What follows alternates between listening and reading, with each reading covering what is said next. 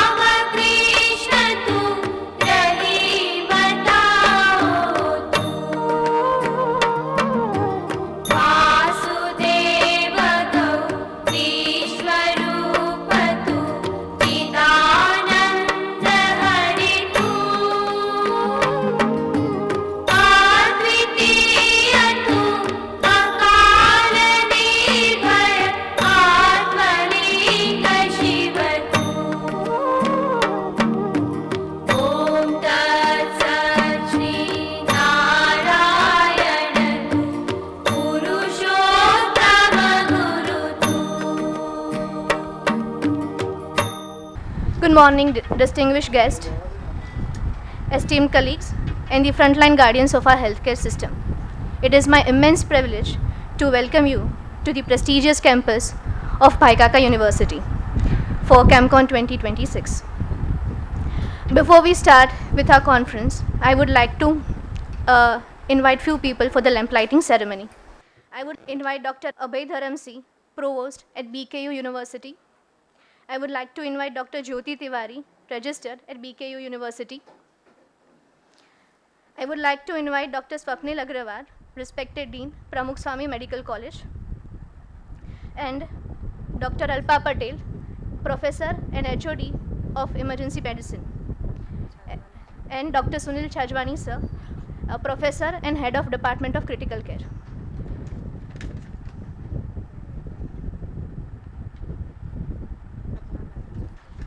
And I would like to invite Dr. Sapna Madam, Dr. Sapna Gupta Madam.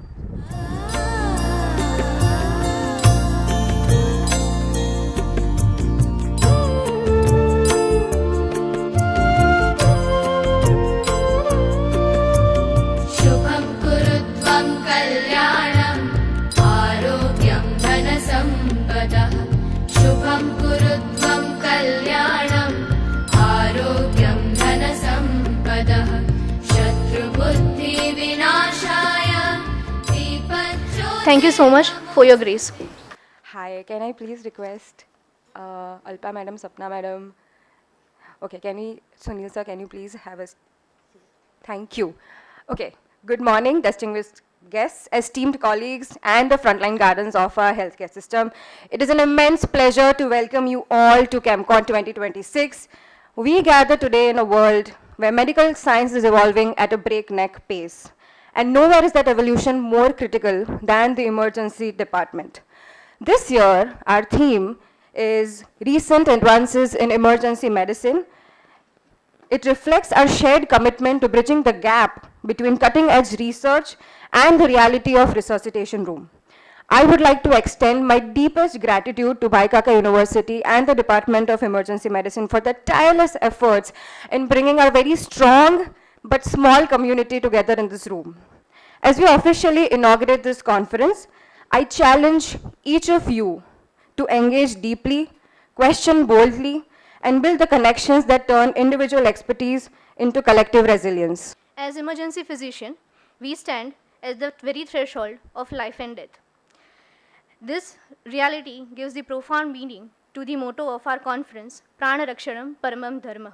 Saving a life is the supreme duty, which is not just a statement, but our calling.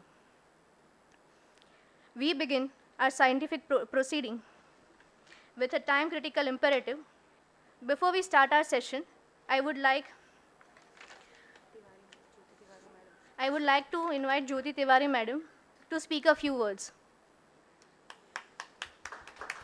Dignitaries on the dais and my dear delegates, We welcome you all on this first state level conference that is being conducted on our campus. And I'm sure that you are going to gain knowledge on recent trends. And I congratulate the entire team of Kemkon who has worked tirelessly to come to this platform. I wish you again all the best. Can we please have Dean Sir Dr. Swapnil Agarwal, our biggest supporter for Kemkon 2026 on the stage? Well, it's nothing about being big supporter. As a dean, I have to support all my colleagues, and I'm very happy that this department has taken this initiative. Yesterday there was a workshop, and the feedback to me is very encouraging. I hope you all have a very good time today also. I never knew. Yesterday I met Dr. Sapna Gupta. She told me that she is also an alumni of this college itself. I joined in 1992, she joined in 1993. Okay. So I welcome again on behalf of this institute and hope that you have a very good time for the whole day. Thank you.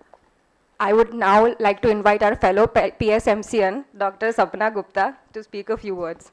Yeah, thanks for that name. Yeah, PSMC, and yes, it is. I mean, I cannot describe. It is beyond gratitude for being at Alma Mater.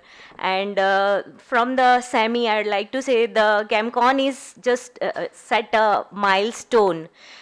This level of and this the crowd may look like small, but you know the frontliners, they are at frontline, but at the gatherings they cannot be in all numbers. So we always have representations of our units, and not everybody can join the event. So I would say that this is one of its kind organization, and the way the academics has been put forward, it is definitely set a milestone, and I humbly thank the my institute that really this is what something can look after to the when we are going for a state of excellence, you know, in the field of emergency medicine, and of course in the critical care. Thank you so much. All the best, and have a great learning time. Thank you. Thank you, madam. Next, I'd like to invite our dear HOD, Dr. Alpa Patel, madam, to speak a few words. Good morning, all.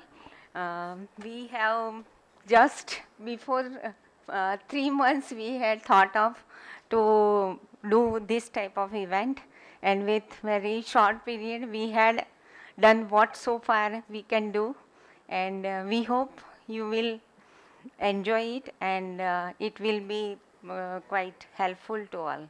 Thank you.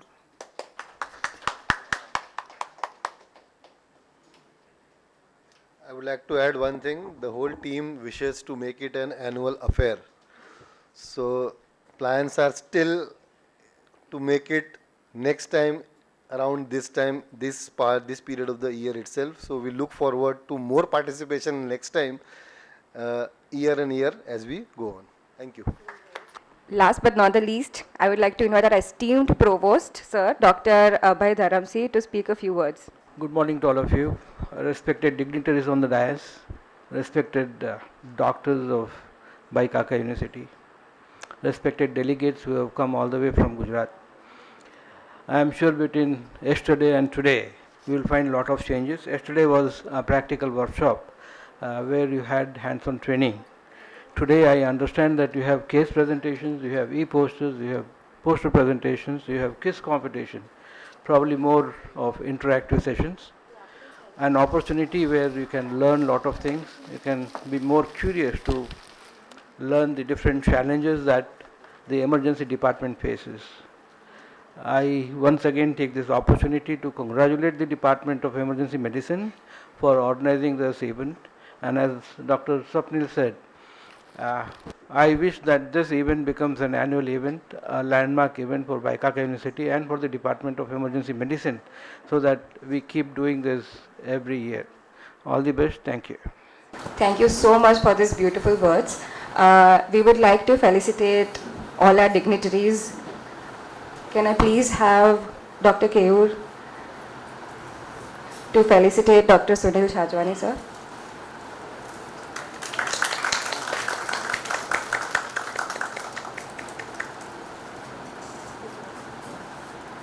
Can I please have Dr. Darshan, sir, to felicitate Dr. Sapna Gupta, madam? Can I please have Dr. Rishabh, sir, to felicitate our dean, sir?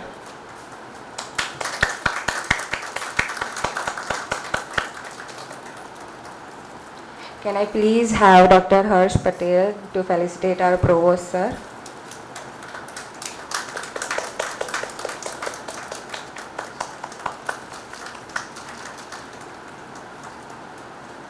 Can we please have Dr. Janki to felicitate our registrar, madam?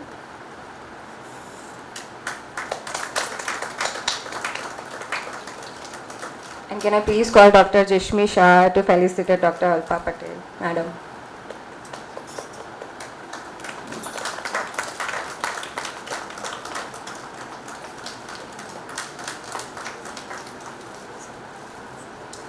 Thank you so much. I would request all the dignitaries to please take their hot seats on the sofas so we can start our sessions. For the first session, we have Beyond the Basics Stroke Care in 2026, where we wish to learn the recent advances in stroke care. I would like to invite our three chairpersons, Dr. Tejaswini Madam, who is a consultant neurologist at Baikaka University. She's a trauma favorite. She's almost a part of our team because she comes to trauma every day to see patients. Next, I would like to invite Dr. Poonam Madam, a professor in Department of General Medicine. And I would also like to invite Dr. Alpa Patel Madam, professor and head of unit in Department of General Medicine. I would like to invite Dr. Alpa Patel Madam to please introduce our speaker for this session. I was telling Dr. Poonam and Dr. Tejaswini કે આજકાલ હવામાં કેમ છો ને બદલે કેમકોન થવા માંડ્યું છે એટલે I hope this day also goes as great as yesterday. Yesterday there were more than 250 delegates in 3 workshops, including the cadaveric dissection. So I think it's a great effort by emergency department team. First of all, kudos to them all. I need some claps. And secondly, coming to the business at hand, I have great privilege to introduce Dr. Pranav Kharod. He is one of the senior most faculty in neurology in Gujarat, more than 35 years of experience. I did not introduce him at all, but just to say that he has done his DM neurology from CMC Vellore, and he is a fellow of American Academy of Neurology, and many papers to his name. So without further ado, I'll invite Dr. Pravan Kharod to the stage. And from basics of stroke, VDAPT and all, where we have come to in 2026, lot of things have changed in stroke. Other guidelines, there are some small changes, but guidelines of strokes have changed much more. So senior faculty has seen it all, from doing nothing nowadays to immediately thrombolize the patient. He has seen it all. I think so he's the best person to get that perspective from. So thank you all. We welcome you, sir. So good morning. The chairpersons on the dais, senior faculties and the faculties, and dear friends. It's a great privilege to be here. And at the outset, let me thank the organizers of Kemkon to invite me to participate in a very important critical care neurology problem. And the theme with today is going to be Beyond the Basic. So let us start first with the numbers. So now every 1 lakh population, 170 gets the stroke every year, which is a quite significant number. And the more important glaring thing here is that 65% of the patients who develop stroke, they don't get a desirable outcome. And if you look the whole chart, then you will see only 10% have complete recovery. The 25% still have a non-disabling 25% only. So if you say reasonable outcome is only for 35%, so that means that we need to do a lot better. We are still, I think, not at the best. Now, anybody who is treating stroke should know that time is brain, and more the brain you save, the more the function, and the more the chances that the patient will return back to the society. So now here, after ending these two slides, let us start with a kick of a good motivation to start the talk. So now you see, we will start with the real life scenario. So we have a patient who present with a 58 years old male with diabetic, hypertensive, and who present with right hemiplegia and a non-fluent aphasia. He has a more weakness in the arm and the extremity, upper extremity than the lower extremity. And the last well known was 4 hours. So I think this is the patient who present to you in an ER. Now at this point of time, anybody who is in the ER or anybody who is a emergency physician or anybody who is vying to become a good clinical neurologist should learn two things at this point. One is that he needs to start learning to identify the difference between large vessel occlusion clinically. So you need to sharpen your skills to reasonably come to a clinical conclusion whether this patient has got a large vessel occlusion or patient has got a non-disabling ischemic cerebral event. This is the first thing, you should start acquiring the skill, clinical skill. Anybody who is entering into the ER should start sharpening their clinical skills to differentiate between the two. Now, it's not difficult to clinically arrive at a reasonable conclusion that whether there is a large vessel occlusion or a non-disabling ischemic cerebral event.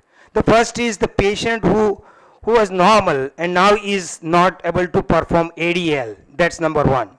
Activity of daily living, number one. Number two, any patient who has got a right hemiplegia or right hemisensory anesthesia or has a aphasia or he has got a cortical visual disturbances or patient has got a visuospatial neglect, which is in a non-dominant hemisphere we see, and patient who has got a gaze deviation. Like suppose any patient who comes with a conjugate gaze deviation, I think these are all the things which suggest that you are dealing with probably a large vessel occlusion. So again I will summarize. Patient who has got a cortical symptoms of infarct, aphasia, dense hemiplegia, dense hemianesthesia, dense visual homonymous hemianopia or visual visual field defects or gaze dominance, the patient has got a conjugate gaze deviation, aphasia. So these are the things, and loss of ADL. This is a large vessel occlusion you start suspecting this patient has got. Against that, the non-disabling ischemic cerebral events you suspect when the patient's ADL is preserved still and none of these cortical infarcts are there and the patient has recovered a little bit. These are the things which I will start thinking that this patient seems to have a non-disabling cerebral ischemic cerebral events. Now why this requires to be differentiated is that your preparations, you need different preparations to deal these patients. You require a different kind of preparations going forward. So that is the reason why your clinical mind should start preparing yourself that what am I dealing with. So this is the clinical scenario. Now the next comes is you will of course take the patient to a CT scan gantry and get the CT scan. This of course it helps you ruling out that there is no intracerebral hemorrhage. But also at this point I want every emergency physician and every ER guys to get completely acquainted with what we call it an aspect score. Now this is every ER guy and everybody, it's not the radiologist's job, it's important that you identify that what is the aspect score of the patient. Now if you look at this, if you look at this, the every area has a one score, like say coded nucleus, then there is a internal capsule, then there is a putamen, and then there are 3 cortical areas, and then again there are 3. So total score is 10. Now every area involved, you deduct 1 point. So now, like suppose if there are 4 areas involved, then you say the aspect score is 6. Why this is important? Because aspect score indirectly tells you that the the amount of volumes, the core infarct volume, is quite quite correlating with the aspect score. So as for example, if the aspect score is less than 5, then the chances that your core infarct size is more than 50 ml, and now you will see, notice that all our decision making is based on and what is the core volume, that's number 1. Number 2, the plan of actions differ on because the outcome differs with the aspect score. Like see, people who have got aspect score of say 3 to 5, people who have got aspect score 5 to above, the outcome is different with different interventions. So it's important that aspect score is very important. Third thing is, if somebody has got less than 5, the higher the aspect score, the more the proximal vessel is involved. Like suppose if there is a peripheral involved, then the aspect score will be generally 6, 7, But of course, there is and the another thing is, when the aspect score is high, there is a higher amount of salvageable tissue. That's an indirect way you can say that the high the aspect score, like 7, 8, you have a higher amount of salvageable tissue. So these are all indirect inferences, but these inferences over the period of time is proving repeatedly true when you try to see your patients. So this is next, this is what I said, that this is what you need to acquire every time. It's not the radiologist who should be telling you, but you should acquire. A lot of automated the CT scanners will tell you this aspect score. There are softwares in it. The Rapid AI, if your CT scanner has a Rapid AI in your scanner, it will count aspect score for you. So that's a very easy go, for you. But this is the another important thing we learn at this point. Now you see, we got the CT scan, and the CT scan showed a very small ribbon here.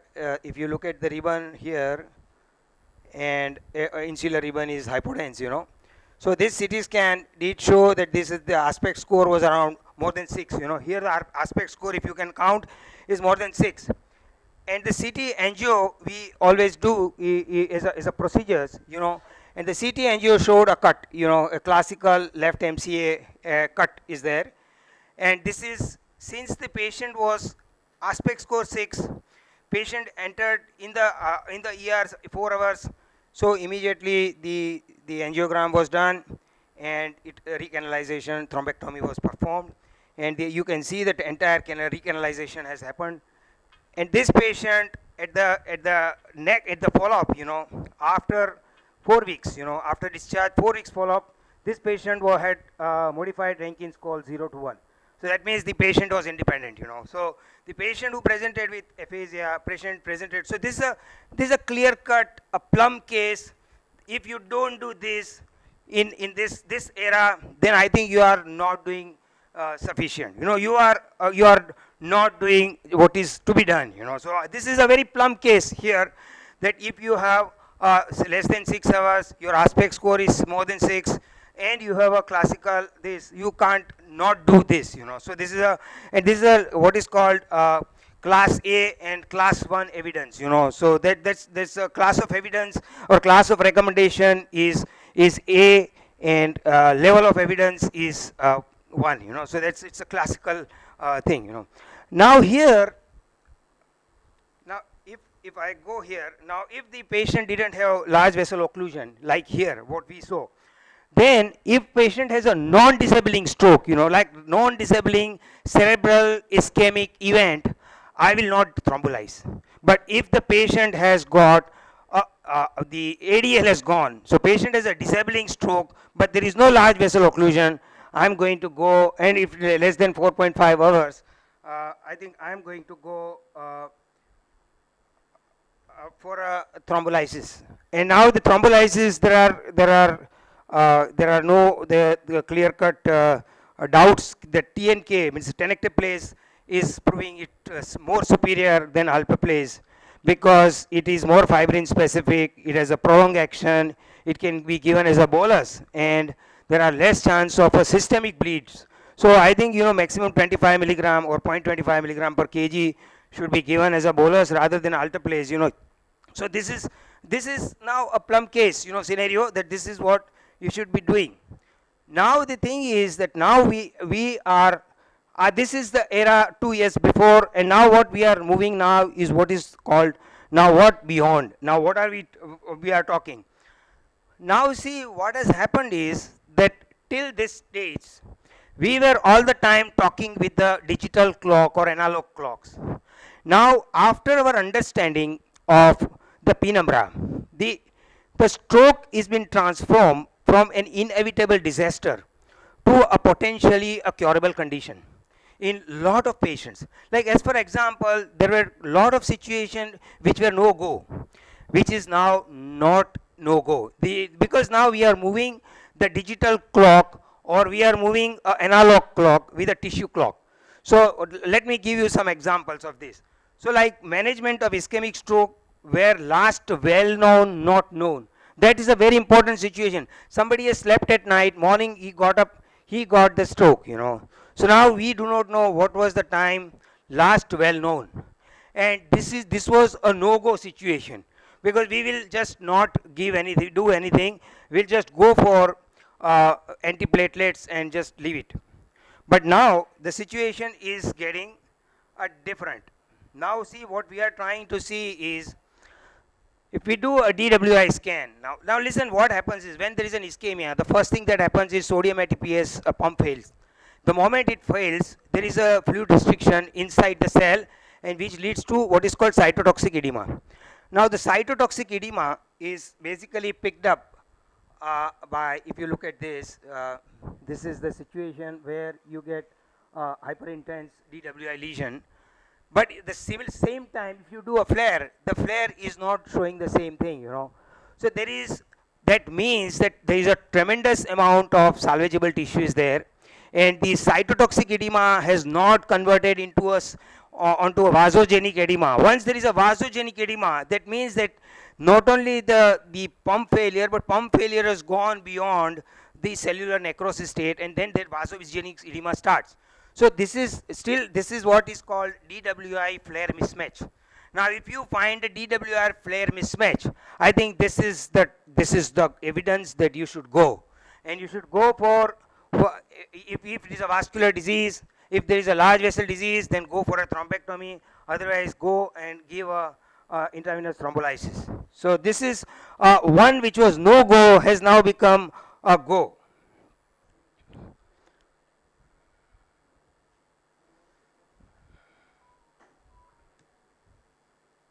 So the next situation is we have a large vessel occlusion and we are talking about beyond 6 hours. Now see that till today the things were beyond 6 hours was a no-go situation. Now in last 2 to 3 years there are series of studies, like 7 to 8 studies have already come where we have abolished the analog cutoff between 6 hours. But we now will like to look at the other things. We like to see the tissue clock, and then we'll decide whether to do a thrombectomy or not. And what we are going to do here is we are going to look couple of things.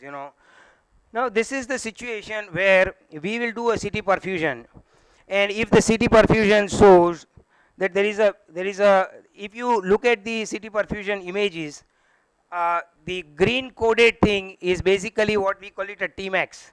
Tmax is a surrogate marker of a penumbra, and the red coded things are what is basically a cerebral blood flow.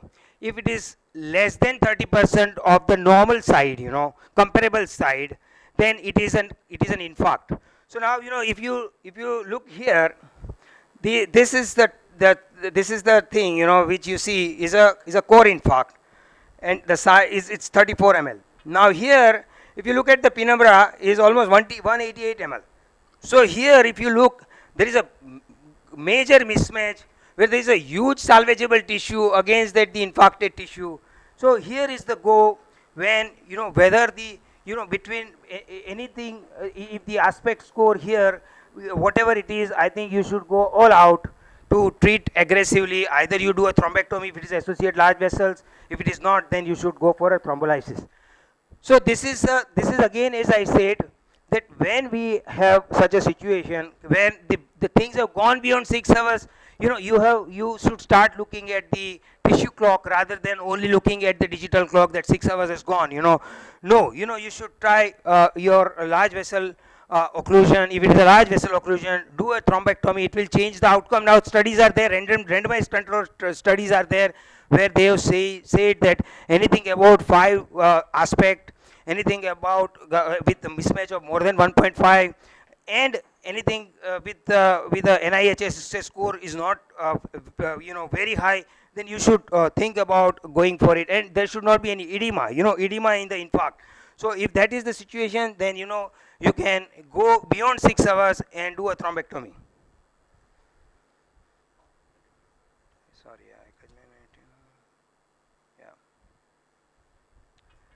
So then there is a large core infarct and interventions. In large core infarcts, like, if there was a clear no-go when the infarct size was going beyond 50 ml. But now I think with the current the biological clock in place, I think the studies are saying that even large volume strokes also, if the aspect score is between 3 to 5, and if the rest of the things are, if there is a mismatch, I think you should go for, even in a large vessel occlusions with a large core, you should go for a thrombectomy. Acute basilar artery occlusions are the situations which were almost like a non-curable. It was a disaster. It was a very kind of it's a very scary for neurologists and all. Now if the NIHSS score is more than 10, and if there is a large vessel occlusion in the proximal basilar artery, I think there are a couple of studies which has come recently, says that you should do a thrombectomy and you can improve the outcome. So this is another situation. And the management of non-disabling ischemic cerebral event, which I said that if it is there, you don't even thrombolize, you just give the dual antiplatelets. But if there is an ICAD, means intracerebral atherosclerotic disease, which is associated with that, also I think the dual antiplatelet is the goal.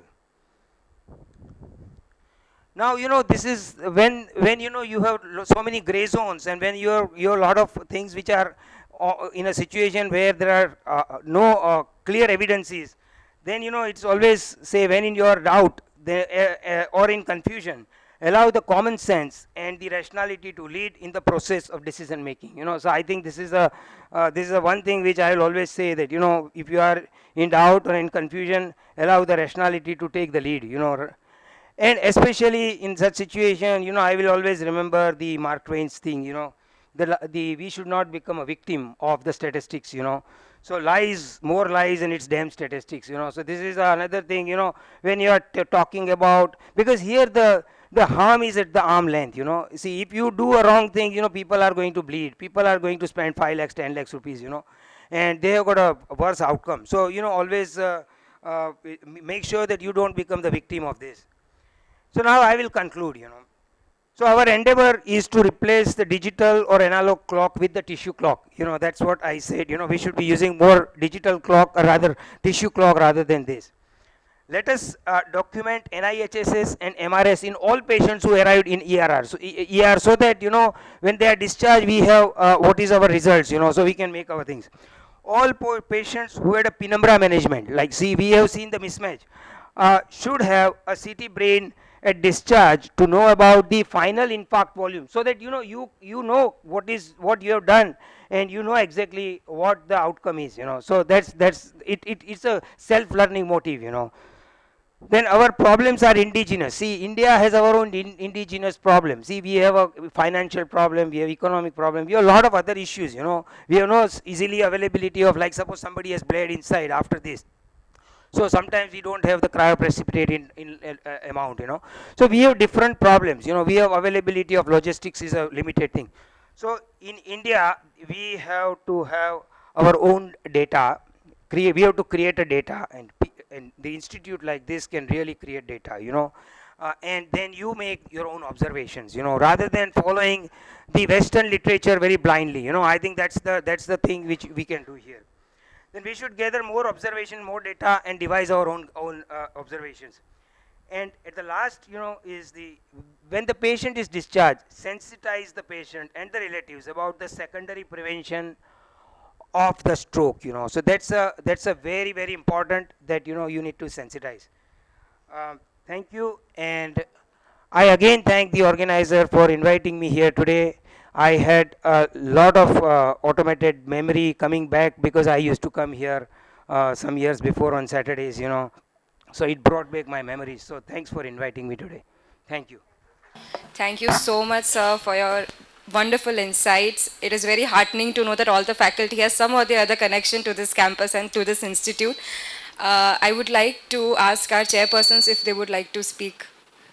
Thank you for enlightening the audience about all the recent pressing issues in stroke, mainly the difference between disabling and non-disabling stroke, when not to intervene.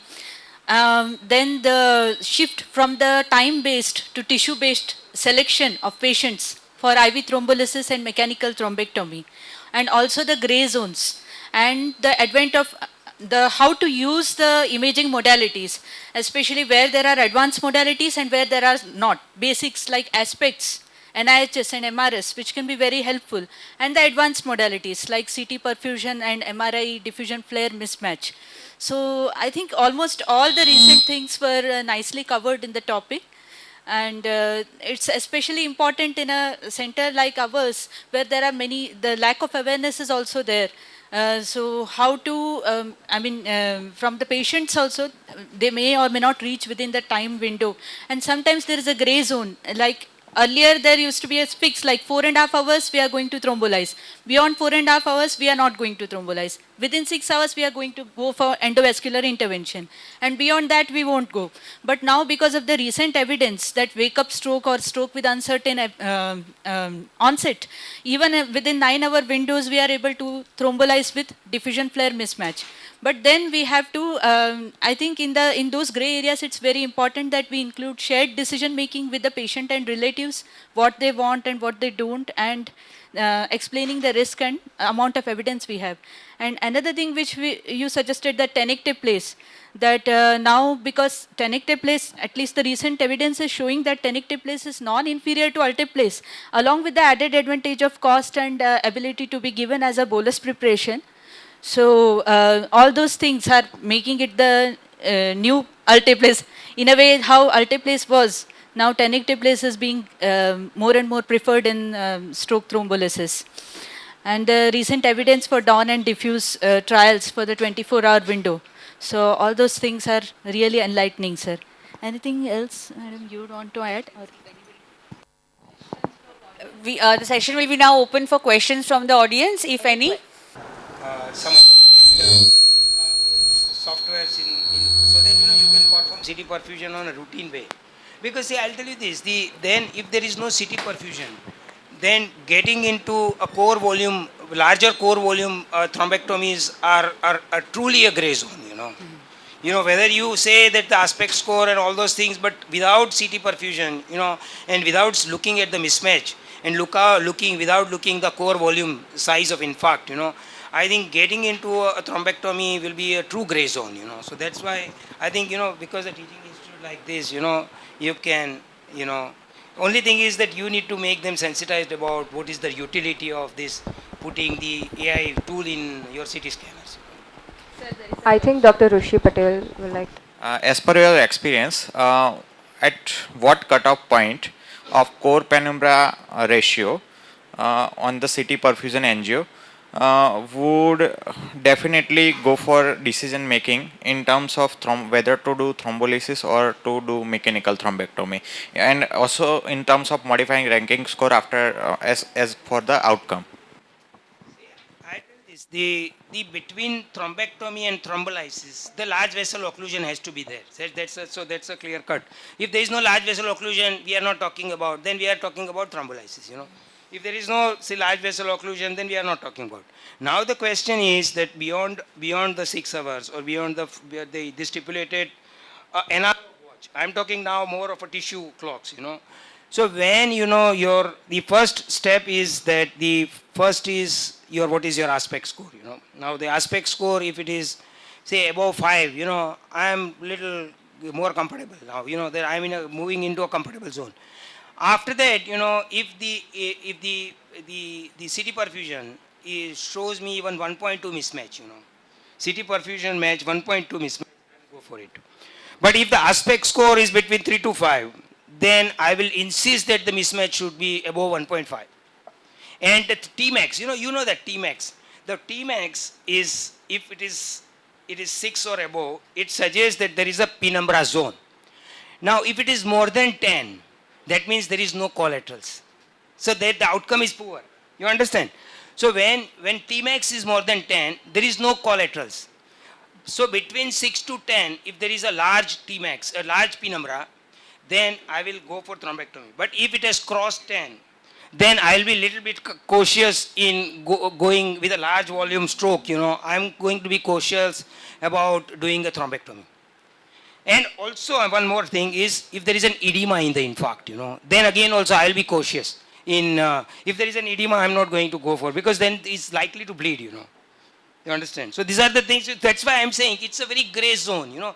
And the more you get information, you know, so that's why I'm insisting that you should have a city perfusion facilities if you really want to, bypass the time clock and getting into the biological clock, you know. The biological clock is the day, you know. Now, you know, if you want to move from 35% reasonable outcome to more than 50%, you will require the biological clocks rather than time clocks, you know. So, hope I answered. You know, if you are doubt, you know, you can ask again. You understand? Hello. Sir, I understand. And I agree with you that CT perfusion is the modality which will help more.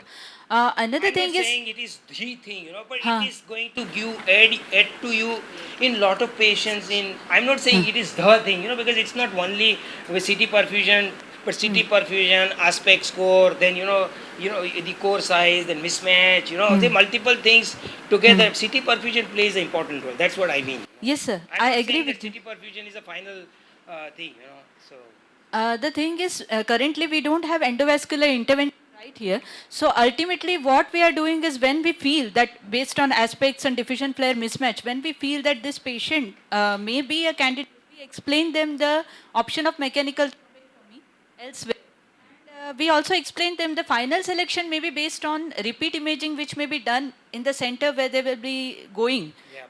There, based on CT perfusion only, the selection will finally happen. So when you are talking this, you know, there is another issue is IVT plus mechanical thrombectomy. So in such situation, there are some centers who says that we don't have thrombectomy, so we'll give a IV thrombolysis, and then, but this is a controversial. So it's a gray zone, you know. So that's not. So if you large vessel disease, there is no point in giving an IV thrombolysis. You know, you will agree with that. Yeah. That is what we are doing. We are giving them the option. Yeah. If the patient is No, clearly I within agree, you window know, for if there is thrombolysis. nothing, you know, if you have nothing, if the aspect score is more than 6, give thrombolysis. But if aspect score is less, you know, and you are going beyond 6 hours, then be cautious. Yes. Be cautious. So most important, I want you all to understand that the aspect is very important. You know, don't ignore, learn the aspect, you know. Aspect score is very important. Every CT scan you try to read what is the aspect score, what is the aspect, because that gives you immense information, and which is now correlated with the biological clocks, you know. So it's important. Without getting like CT perfusion, it gives you a lot of information.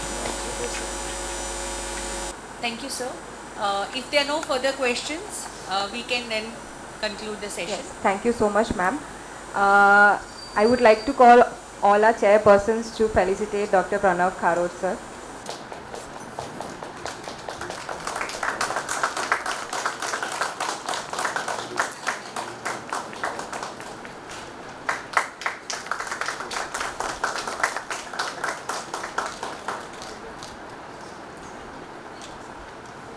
And to felicitate our chairpersons, please don't go somewhere.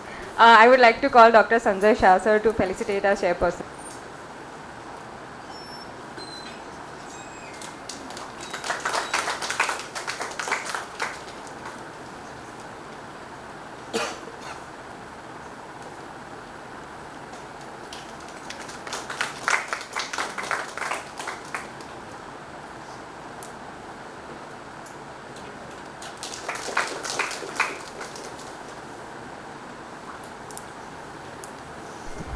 Thank you so much for this wonderful session. For our second session of the day, the theme or the title is Communications in the ED when words not spoken are more important. To chair this session, I would like to call Dr. Anusha Prabhakaran Madam, who's an additional medical superintendent at Shri Krishna Hospital. She's also professor at Department of Psychiatry and has played a crucial role in developing a strong psychiatry department here at BKU. I would also like to call Dr. Himanshu Pandya sir, who's a professor in Department of Medicine and served as the Dean of Pramukh Swami Medical College from 2019 to 2026. He's one of the most impactful people in our campus. And last but not the least, Dr. Mustafa Ranapurwala, a fan favorite of all UG students and professor in Department of IHBT. I would like to call Dr. Himanshu Pandya sir to introduce our faculty for this session. Thank you very much for asking us to chair this session. Dr. Keusa is right now the Associate Professor in the Department of Emergency Medicine, MBBS and DNB Emergency Medicine and MRChem. He is somebody who is very key member of the Department of Emergency Medicine at Pramukh Swami Medical College and Sri Krishna Hospital, right? So, how many of you are postgraduates here? Recent, I mean studying. How many of you are from 2019 onwards? None of you. Is there anybody 2019? No. Okay. So these are CBME graduates if there are, right? And they have had what is known as ADCOM. In my time, we were supposed to catch professionalism and communication. We were not taught, right? My first experience of being silent was in my 4th year of residency when a son who was staying in Australia came in the emergency medicine department. I was doing my duty as a 4th year. He became angry with me. I just kept quiet. His father had stroke, right? You are going to talk about how to keep quiet. My second occasion to be quiet was somewhere around 2014, where one elderly lady unfortunately died of reaction to drug. Unfortunately, the relative did not bring the discharge summary and gave information which was not correct information. After the lady died, the son became angry. I sat with him for 3 hours, alone. Nobody dared to come there. He even said that, my uncle said that you should go with the gun. This is real story, okay? 3 hours. I also walked along with him to the morgue. Rest is, there was also a CPA. Ultimately, that was turned down. But when you have angry patients and angry relatives, sometimes you have to keep quiet for some time before you say anything. Right? Floor is yours, Kev. Thank you, sir. Thank you for the sweet introduction. I agree, we all I've been hearing it when not to speak. When, like, you should, if the patient is angry, we have to be calm and composed. But there are other ways which we really want to discuss. So when words are not spoken, it also has an impact that care is a communicated long before a single clinical word is spoken. When I was in my UG, it was been told to me that a patient who arrives to you in your ER, in your ward, if they are walking, check how is the gait, if what clothes they are wearing. But I'm not going to talk what patient is doing over here, but I would say that the patient also watches us. When they are arriving currently in our ED, they observe us. They say they are creating an image, and those image happens way before we ask them the first question. This was also called as a soft skill initially, but nowadays this is a diagnostic baseline. In the recent years, it has come that first they will Google it. They will check who is the best doctor in Karamsad, or maybe the best doctor in Anand, maybe Gujarat. They have done their job much before they have arrived. So we really have to understand it's not only we examining the patient also judges us. And how does it appear, or what do they observe? So it's the expression of the doctor who is sitting right over there or who is going to take care of this patient, the eye contact, the tone of the patient, then how is the posture, how is the gesture. Most importantly, we every time hear that your ambience, your appearance matters the most. I agree. At when I was nascent, I used to think that okay, my knowledge is good enough. Even if I wear shorts and I examine the patient, my treatment will not change. But that's not true. The reason is the patient will not give you the good history itself. He will not even consider you as a doctor. So wearing proper clothes at each duty hours is at most important. Even if you are not on duty, but you have been observed. People say that the heroes have been always observed, but I feel even the doctors, all the seniors, have been observed regularly by your juniors, and they follow you.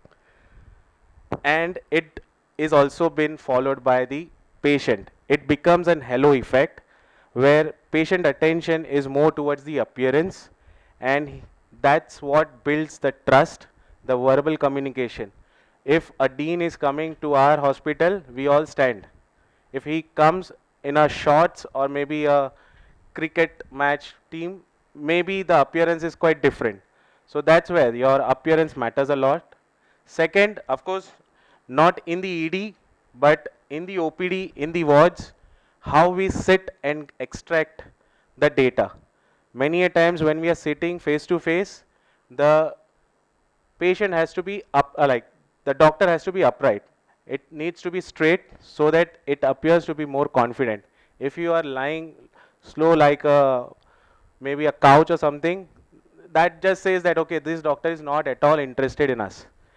And especially for us in the ED, when there is a death which happens, where we go a bit closer, not too close, but a bit closer to show them the empathy. That matters a lot. Gesture we all know, open hands, closed feet, closed hands, closed arms are not accepted anywhere. Your facial expression, like if I come over here with, why did I ask you? The eye expressions, it matters. The patient will feel that, oh, he's not even interested in talking to me. I'm here, I want to talk, so he's giving us, but not the complete data. And many of junior doctors like us would be saying it that, sir, I never received this history. And that history is received by the senior person. Because of the smiling face, because of the face expression, all this matters. The patient talks when they feel they are comfortable. This is again one of the most important part. Sir, ER is busy. I'll just ask the history in next 2 minutes and I'll move off. In that history, it's a chaotic. Sir, તમારું નામ શું છે? શું થાય click થાય છે? હા, બધું બરાબર છે? સર બીજું બધું છે? And currently when we are talking over here, it's a smooth, which gives an impact that okay, the doctor is not moving so fast, he is there for me. He is here who is going to take care of me. When we communicate, all the residents will feel this, that I have done a single best. The single best problem in communication is the illusion that it has taken place. When a junior resident or a fellow colleague, he goes, he feels like, okay, I have done my best job. I have explained everything. Like why this patient and the relatives are cranky, I don't know. Maybe the money issue, maybe something else. I have done my job. But the fact is, when we are talking, the elements of the personal communication matters. Do you know how much percentage what you speak is been accepted by the patient? Only the 7%. The 7% of your spoken words are actually been taken up by the relatives. The 38% matters the tone, and the most 55% matters the body language. So let's see if I am here talking to a relative. Oh, your patient is so bad. He needs, I'm looking at the data. The X-ray is bad. I think it is a heart failure. He requires an ICU, maybe an NIV. There is a poor prognosis. My eye-to-eye contact was not at all there. I was in my phone. I was reading the data, and they will not listen. Sir, मैं तो बद्दू data आप्યું मगर ये तो के patient ठीक થઈ જશે ને બરાબર. Right? It happens a lot of time. When we explain everything to the patient, and finally the patient's relative tells us that, sir, patient ठीक तो થઈ જશે. Patient, we might be explaining that he's on ventilator. At any moment he's gonna die. The next question, if we are not giving it in a right way, he'll say, sir, बची तो जासे ना. So we say that I have given all the data, but the patient relatives doesn't understand. That's not my job. No, it matters. So we all have learned that there is a closed loop communication in ACLS, right? To the staff, we give an order, the order should be received. In this similar manner, when we are giving a information that su thayu, when we are asking that what happened today, uske baad don't do the examination. Look at the patient's eye, let him talk, and then you acknowledge that okay, I'm listening to it. Most of the time the ED is busy. We ask them, what made you come today over here? And then we start doing the examination. So airway first, breathing first, circulation. But having an eye contact, giving some time matters the most. Lastly, the AI. Right? Now we are talking about the communication. There is an eye-to-eye communication, but we have been given all the electronic health records. Please start writing. I remember when I had joined over here, maybe one of the doctor, he was with a Bluetooth. He asked the patient and he starts typing.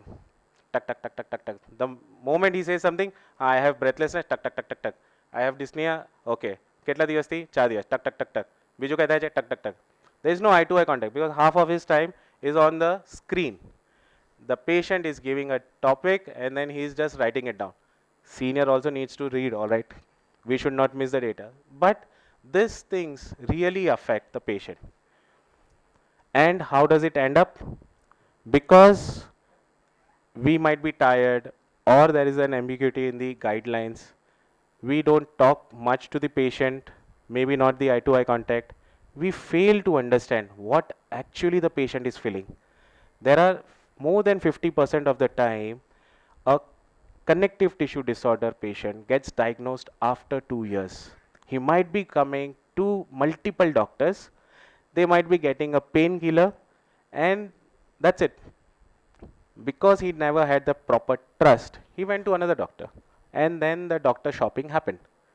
Finally, one doctor who might have set properly, he would have really paid an attention, he would have understood that this patient is going through a chronic pain and the diagnosis is quite different.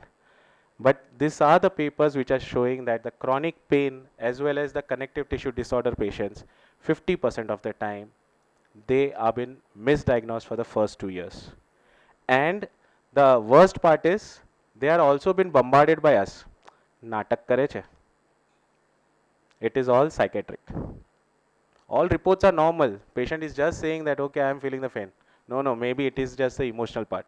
It's an easy way to say that, okay, I don't want to get into the final diagnosis. I'll just leave it and say that it is all in the mental health. Now, where we want to talk, that's the time when we don't speak properly. It's the discharge time. During the discharge time, we speak the least, where we should actually talk to the patient. I think Pranav sir really said that during discharge, this should be your points which the patient need to know. But we are busy, and that's the reason we don't do that. Ultimately, it ends up into return to ER. I feel the triad, the root cause of this is high workload and fatigue. There is a technological distractions and the hierarchy. The senior, the junior, first the first year comes, then the second year, then the third year, then the SR. Maybe till the HOD receives the data, it might be filtered a lot.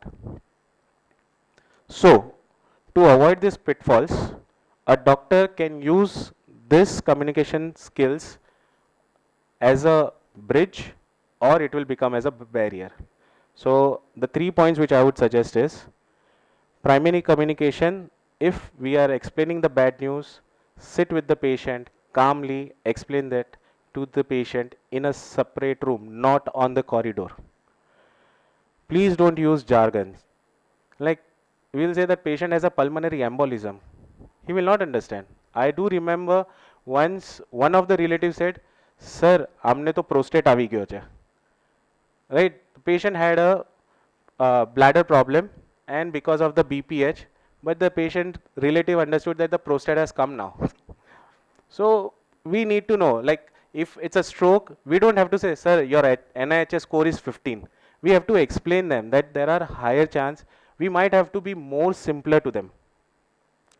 Then even if we are in the ED, one patient is our priority. Finish it properly, completely. Then move to the second. Don't hop off, like hop in from this to that case. It should not be done. And the high cost of failure which will be noticed is 50% of malpractice lawsuits. Yes, it's there in developed states, developed countries. Currently, I would say even in the metro cities, we are facing it. Sooner or the later, even Karamsad would feel. So your communication really matters a lot. And the psychological impact, as I said, connective tissue disorder patient, he is having a genuine pain. And we are saying that, okay, he has a mental problem. Imagine a patient who is having a pain and just saying that, oh, ato natak kare chhe. It really has a bad impact on the patient's mindset. And that's the one of the key reason why they do doctor shopping. Lastly, the culture. The culture, we have to understand that we have so many cultures and based on that, we have to ask questions accordingly. So in summary, my 6 pillars which we all should know is appearance matters the most. It is not why the seniors are saying it, because it is the most important thing, which is a non-verbal and it matters the most. Then your movement and posture. If you are sloppy, the relatives think that you are not even a intern. Forget about being a consultant. Your gesture matters. Your facial expression. Even if you are busy, like in the ED, you might be arguing sometimes with some of the relatives, but the next patient you have to go smiling. And you should take some extra time, get settled for first 30 seconds, then walk in. Don't just rush, because if you might have not felt it, but the relatives do observe you. Maintain an eye contact. Don't use your mobile phones every now and then. The relatives would always feel that you are using WhatsApp, even if you might be typing a message for your seniors. And your tone, it matters. A high pitched tone or a very soft tone doesn't give any impact. It needs to be smooth, correct, and at proper level. Thank you. You have explained very well about the non-verbal aspect of communication, which is often it is not considered very important, but it is extremely important. As you correctly mentioned, only 8% is what words are spoken, and the rest of it is the tone of voice and your body language, right? One thing I would like to add upon is that emergency department is the department where each and every patient, most of the patients who are coming to you are in a very emotionally volatile state, right? So you are playing with fire all the time. So it's very, and the second thing is that you people are yourself very much stressed out because of the kind of cases you are seeing on a day to day basis. So it is very important to keep your calm and composure while you are addressing patients, because they are themselves in an emotionally volatile state, right? So emotionally vulnerable state, volatile state is some place where they are not talking from logic point of view. Their logic has been hijacked by the emotional state they are in, right? Because they are in verge of losing someone who is very close to them. So, so the key to communicate with such people is, in such situation is to address the emotion first, and once the emotion settles, then only logic will, get transferred to the other person. So, all these aspects which you said, that your non-verbal communication, everything is to address that their emotions are being acknowledged, right? And another thing which I would like to emphasize is that we talk about body language, right? That we should have the right tone of voice, right, bent, right, facial expression. It's How can we maintain that right body language all the time? Anyone? I think Vaishnav sir knows the best. I would say only one answer to this is having the right intent. So when the intent is right, it reflects in your body language all the time, right? So if your intent is that, oh, it's just another patient, you may be a bit slouched, right? If you are not really having the intention to listen to someone attentively, it will show in your body language, right? So if the intent is correct, it always reflects in your body language. So, yeah. Yeah. Dr. Kev, I missed your talk, but because we are together, I'll meet you and listen to you and learn from you. What Dr. Anushaben said is right, that the content of communication is less important than the intent of communication. Intent is not visible. Intent is within the heart. And if you can look at the intent of the person who is angry with us, not the content, but the intent, then half victory is done. Because that anger is also a reflection of some pain, some frustration, some loss, some defeat. He doesn't want to become angry by choice. It is not that he likes to become angry. He is becoming angry because the content, the intent is. So if you can look at beyond, if you can remove our specs and look straight in the heart of the person who is angry, then we have come halfway. We are not on the opposite banks. We have come on a meeting point. Thank you.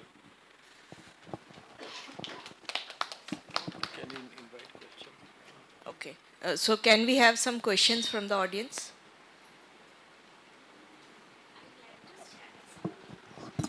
It's not a comment, but I like to share when sir is there. I was his intern, and we had a patient who came with. She was a severe mitral stenosis, came with failure, and I think she was on anticoagulants, but she was not taking it. So one of the PGs sir at that time was angry at her. You are not taking medicines, and you are coming repeatedly. You don't understand why you are not taking the medicines regularly.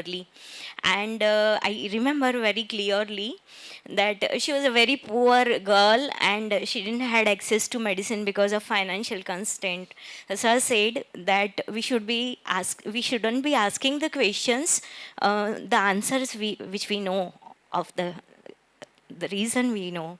So this is one thing about medicine, but also about emergency medicine also I'd like to share that last week I had a patient who was, her mother was on BiPAP, and because CO2 washed out, now she was struggling, and the particular thing she wanted was to make her hair. and that was in 24 bedded ER ICU we have. Along the all ventilated, the all fuss was about to make her hair, and the daughter was particularly angry that her hair was. We were not listening that her she wants to make her hair. So I could explain her that this is hypoxia. Treating hypoxia is more important than making hair style over here. But then this is the what we face day in and day out, ma'am. Yes.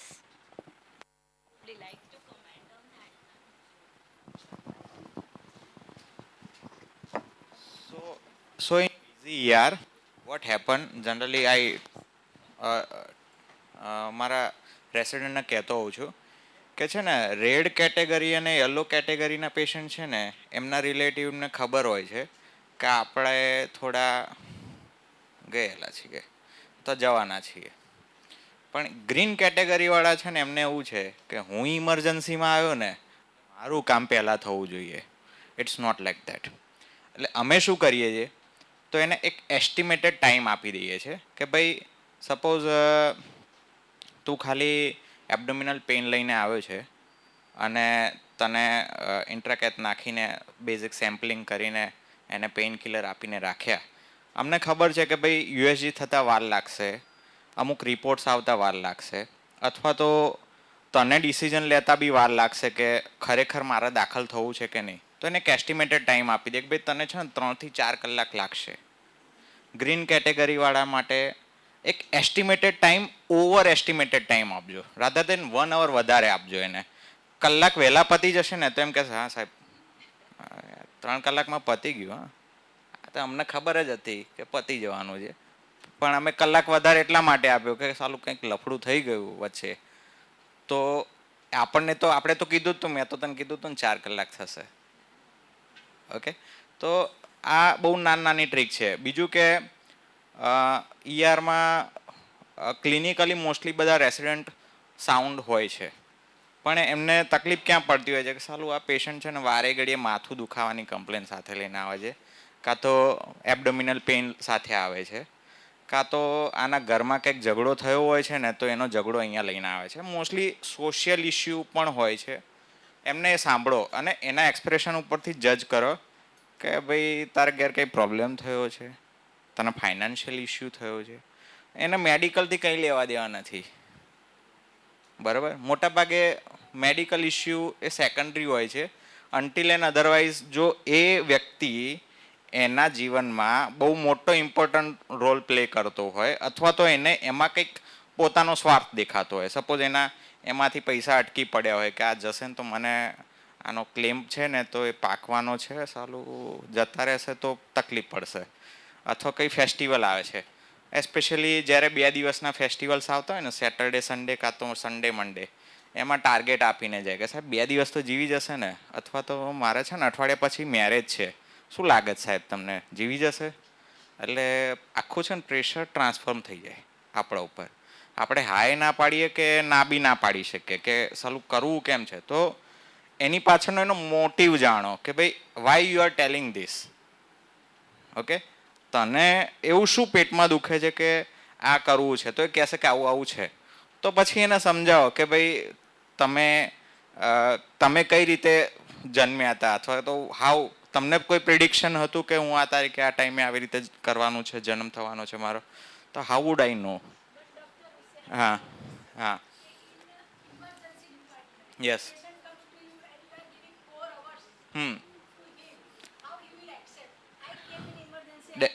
Definitely they will accept ma'am, because we have patients of like RT change કરવાની છે, ફોલિશ change કરવાની છે, એવા બધા પેશન્ટો ટ્રેકેસ્ટોમી change કરવાની છે. તો અમુક I'm sorry to cut you short, right? But we can, I think, discuss this at a later point of time, right? On tea maybe, right? But I think we are running a little late on the time. So if anybody else has any questions, we can take it later, right? I think we can conclude the session, right? With a, just final line, right? That we always have been told, don't judge the book by its cover, but we all do that, right? So please remember that, right? Okay. Thank done. you. Thank you so much, sir, for the crisp summary. I would now like to invite all the chairpersons on the red carpet to felicitate Dr. K.O. Shah for this session.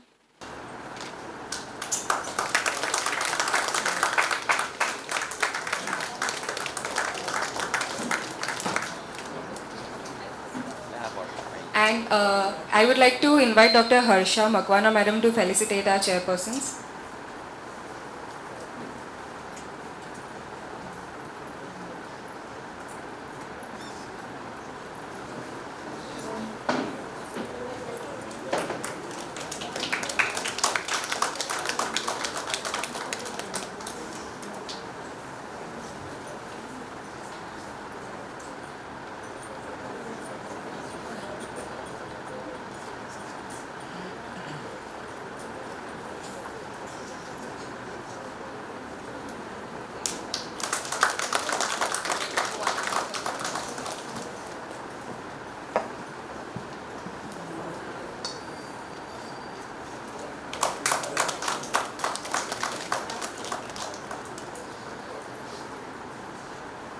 For our third session, it is toxic toxicology. How can we keep up with our new poisons?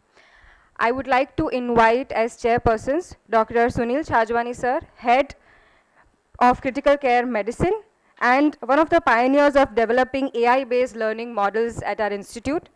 I would also like to invite Dr. Arijit Datta sir, professor and head of forensic medicine and toxicology, a very passionate teacher to both UG and PG students.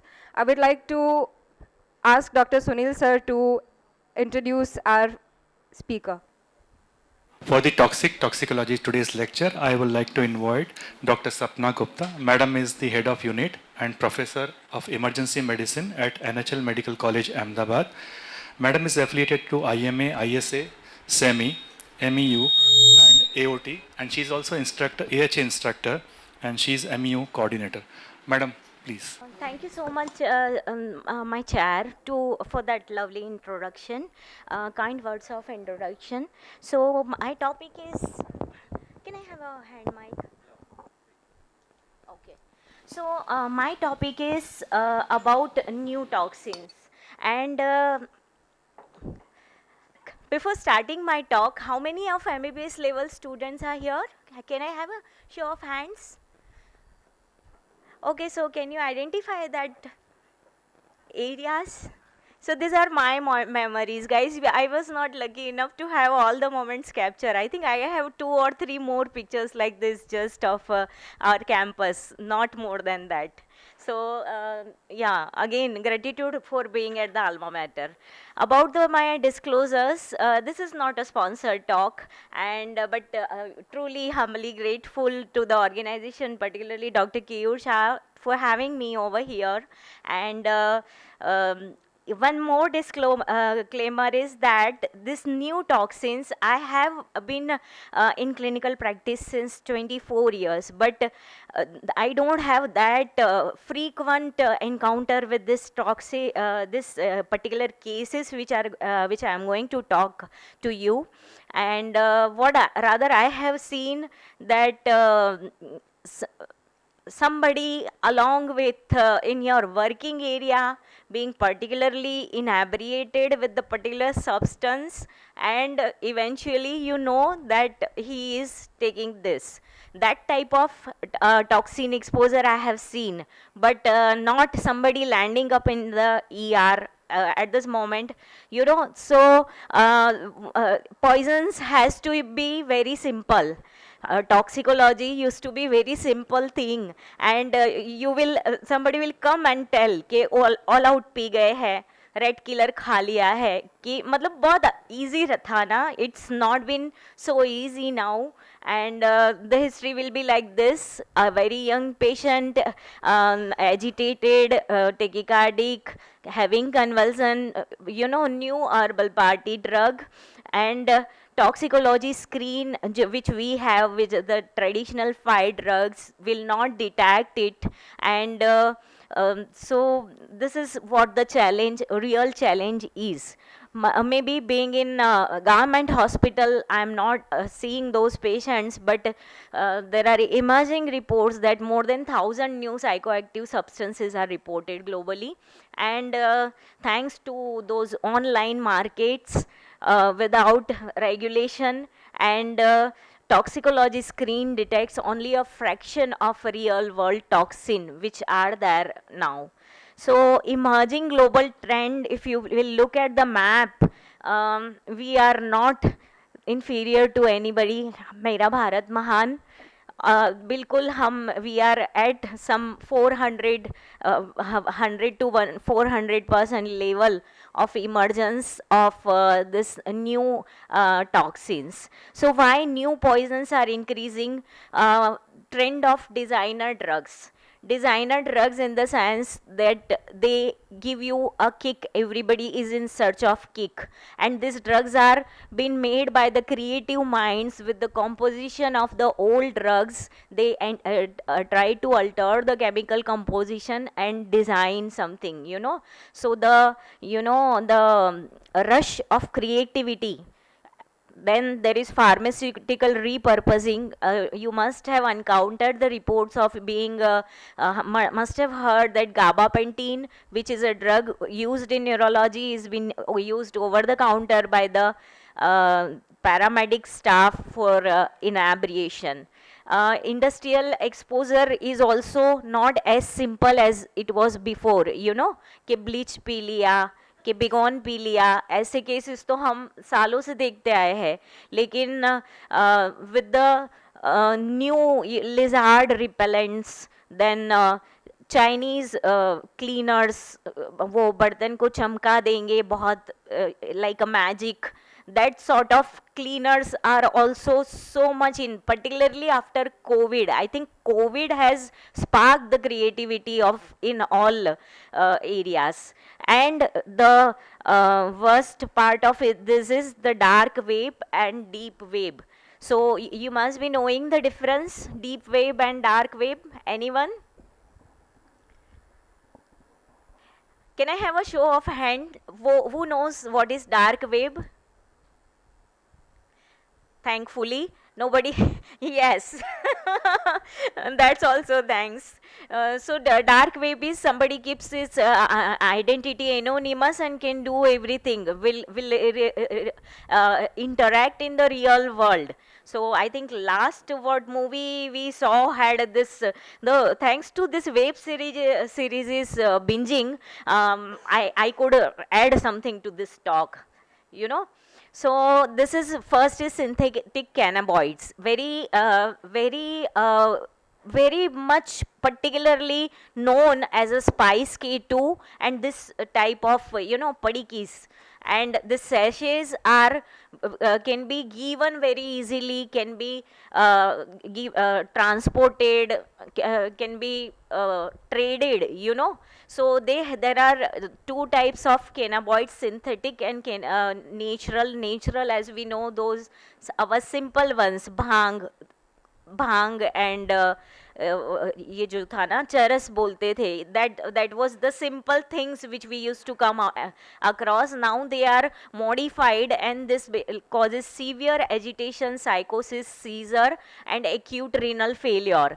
So imagine a patient coming to you with psychosis and metabolic acidosis, throwing seizures. You will think it of as a uremic encephalopathy, because this sachet might be this small, but it can be used for something 10 or 12 times. Those small quantities are required to for inebriation. So second is synthetic opioids. So the drugs which we are using so far, fentanyl, remifentanil, sufentanil, they were wonderful analgesics. If I talk about me, I have for my endoscopies or what I have, my surgeries, I have taken it 4 to 5 times, and I just love the drug. कि fentanyl बहुत अच्छी दवाई है, ले लो और सो जाओ, मस्त नींद आएगी 3-4 घंटे.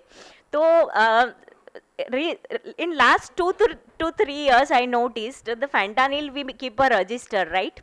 So we noticed the mismatch in the register, and then we came to know कि कुछ लोग पी जाते हैं उसको, मतलब literally they drink it. So nowadays we try to switch to other analgesic and procuring less fentanyl, but worse to this is the drugs like carfentanil, which are more potent. They cause very severe, deeper and prolonged respiratory depression, and they require very high doses of naloxone. So the opioid catch was give naloxone, and you will know that this was opioid poisoning, and it will taste and treat the patient at the same time. But here naloxone won't, first shot of naloxone won't give any effect. So along with that, cyclorphin is detected in US, and I mean it is been frequently used. Then there is a zombies drug which uses a xylazine, is a veterinal sedative, and it is very small quantity. It is mixed with fentanyl derivatives and is been used for addiction and inebriation purpose. This particular skin marks are classical of using xylazine, and again this drug will not respond to antidotes, and it can cause convulsion and death. Similar for nitrazines, it is also been used as a loose compound. So novel stimulant worst is alpha PWP. It is known as flagca, and you know how many know that how many of you have used bath salts? Show of hands. Yes, but before few days I was not knowing that this is a slang word for a drug, use sold as a bath salt, and it looks like bath salt, and the one granule is used at a time. It can be smoked or it can be directly ingested, and it can cause severe agitation, it can cause violent behavior in the victim, and many crimes are being reported after using this drug. So if we look at the history when the amphetamine was started, then math precursors isolated, then MDA was invented. In clinical use of amphetamine, when it was initiated in World War II. After that, MDA and derivatives were legally banned. Canthion and its derivative also turned illicit, and new synthetic cations emerge each year, and the adulteration of the conventional analgesics with these drugs brings mishaps. So different forms of cocaine, I think cocaine is the simplest one among this. It is powder, smoke, and vape form. Signs of opioid overdose are blue lips, hampered breathing, hypoapnea rather, unresponsiveness, and pupillary effects of opioids. So again, these bath salts are next generation stimulant. They come in this fancy packings. The plant based toxins are the innocent ones, जैसे हम बोलते हैं ना धुरंधर 1, तो उसमें slaughter, there was slaughter and violence. So this particular yellow oleander, dhatura, abrus precapterus, they were known enemies, and they were dhurandhar 1.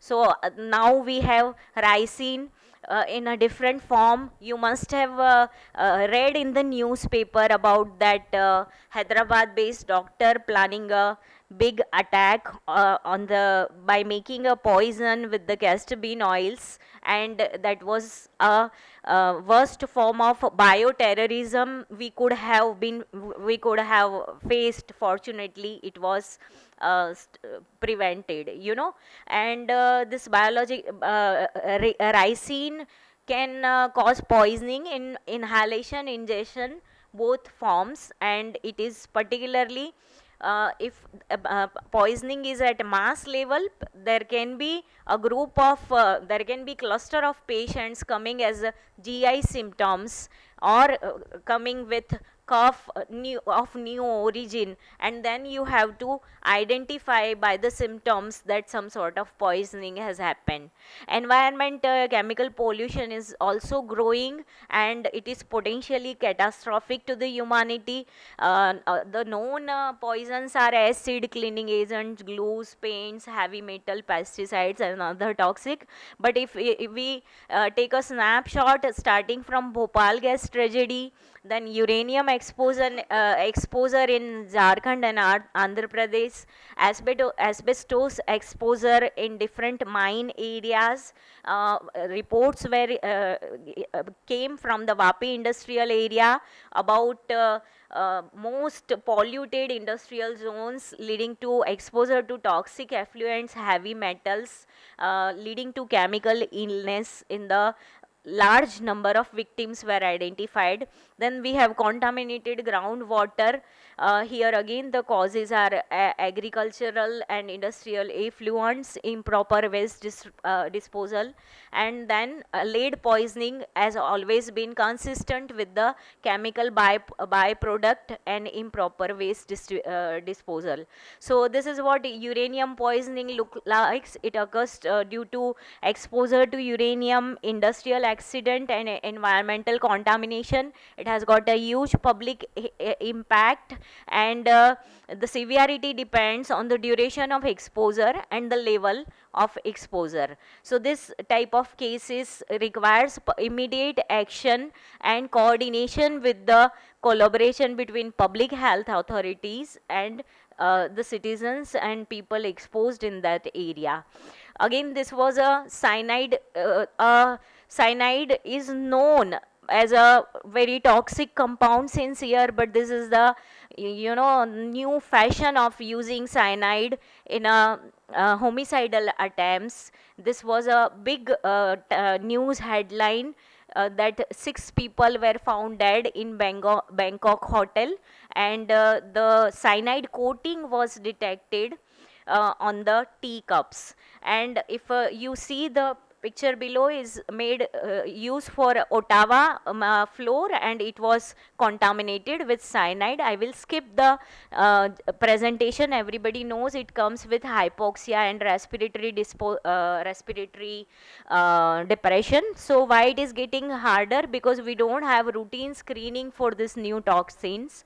Practical strategies to keep up is to identify the clutter of signs and symptoms cluster, and then compile them in a common mismatch, and always keep in mind with the new toxidromes, the old toxidrome approach, because the toxidrome will give you have to treat the patient as whole rather than a particular poison. So I will be going fast with sympathomimetic. They will come with tachycardia. Then anticholinergic, the anticholinergic, everybody knows this, mad as a hatter, blind as a bat syndromic approach. Then opioid will come with pinpoint pupils and respiratory depression. Cholinergic syndrome is again the sludge mnemonic. Excessive secretions. Sedative hypnotic is the worst category, and unfortunately we are seeing doctors involved in this practice. They are misusing the available hypnotics to them. If you look at the abuse trend, it is we emergency physician are also reported, emergency branches, anesthesia and emergency medicine particularly is at high risk. It shows, it reflects in the global data as well.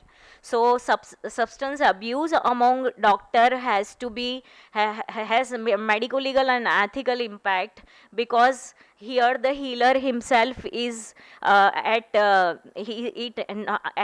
not his logical best to treat the critical most patient.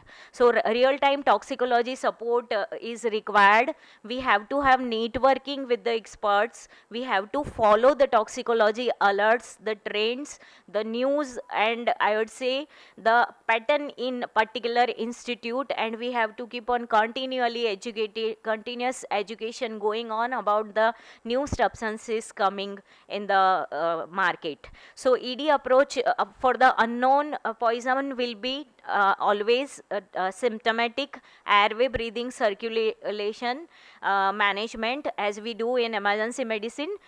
If the previously normal patient collapses suddenly, no history of trauma or no known medical history, we have to suspect the poisoning. If there is sudden unconsciousness, opioids for seizure, cyanide, carbon monoxide, if there is a cardiorespiratory collapse, and a toxic alcohol, which we have seen. Alcohol is, I think, the most innocent one in all this cluster, that because it is a known enemy and we know lot of thing about alcohol. So multiple patients with similar symptoms of headache, vomiting, confusion, or multiple people affected simultaneously, we have to look for the this type of toxic exposure. Food poisoning is again the most humble one and simplest one to identify, but the here what we always ask, food poisoning के जब 10-12 patients आ जाते तो हम किसी शादी में खाना खाया होगा, सबने एक जगह से खाना खाया होगा, एक वो जो कॉमन जो होता है ना, that has now changed, it can be ricin ingestion, you know. So and that was exactly what was planned.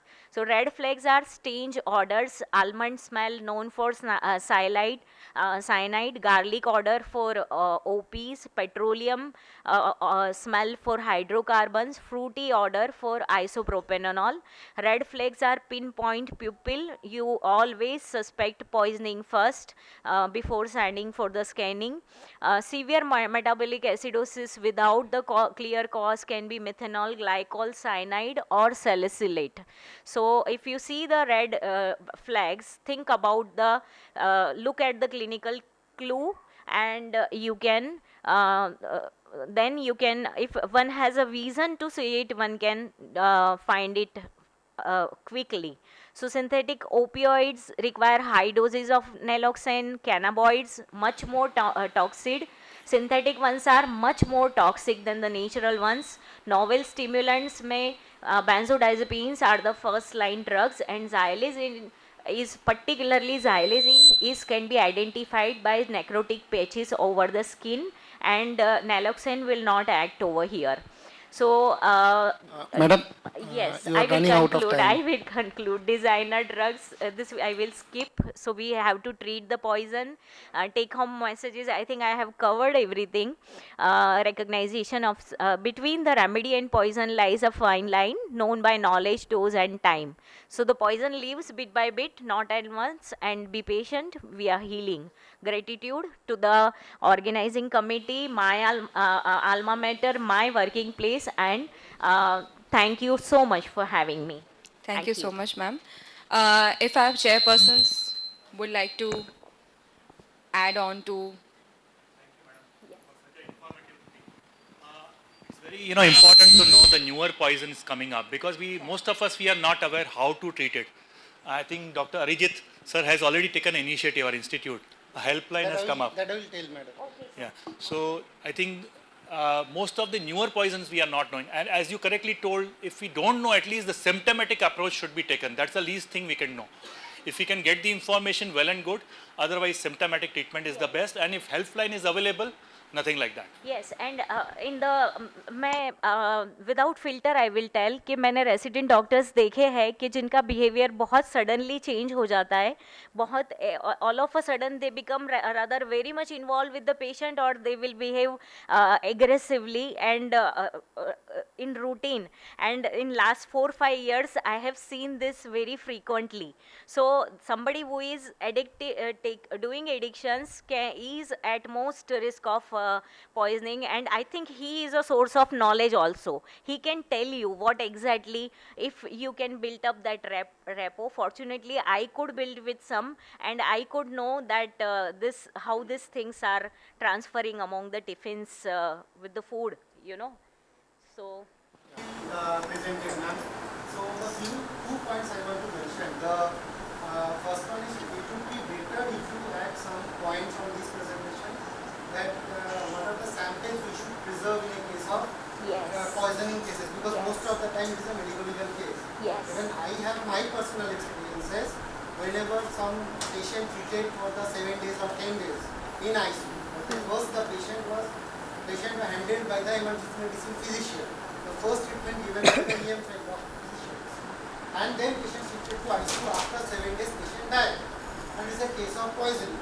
And the death is after within 7 years of marriage. So there is a section of dowry.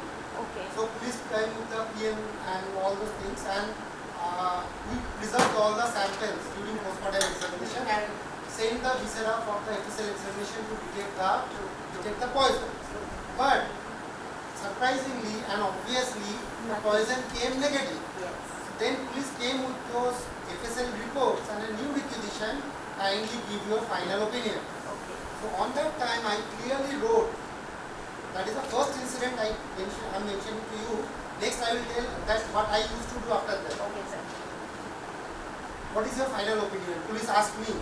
Then in FSL report there is no findings because it's treated for 7 days. So I mentioned kindly collect the gastric level sample from the treating physician and send it for FSL examination.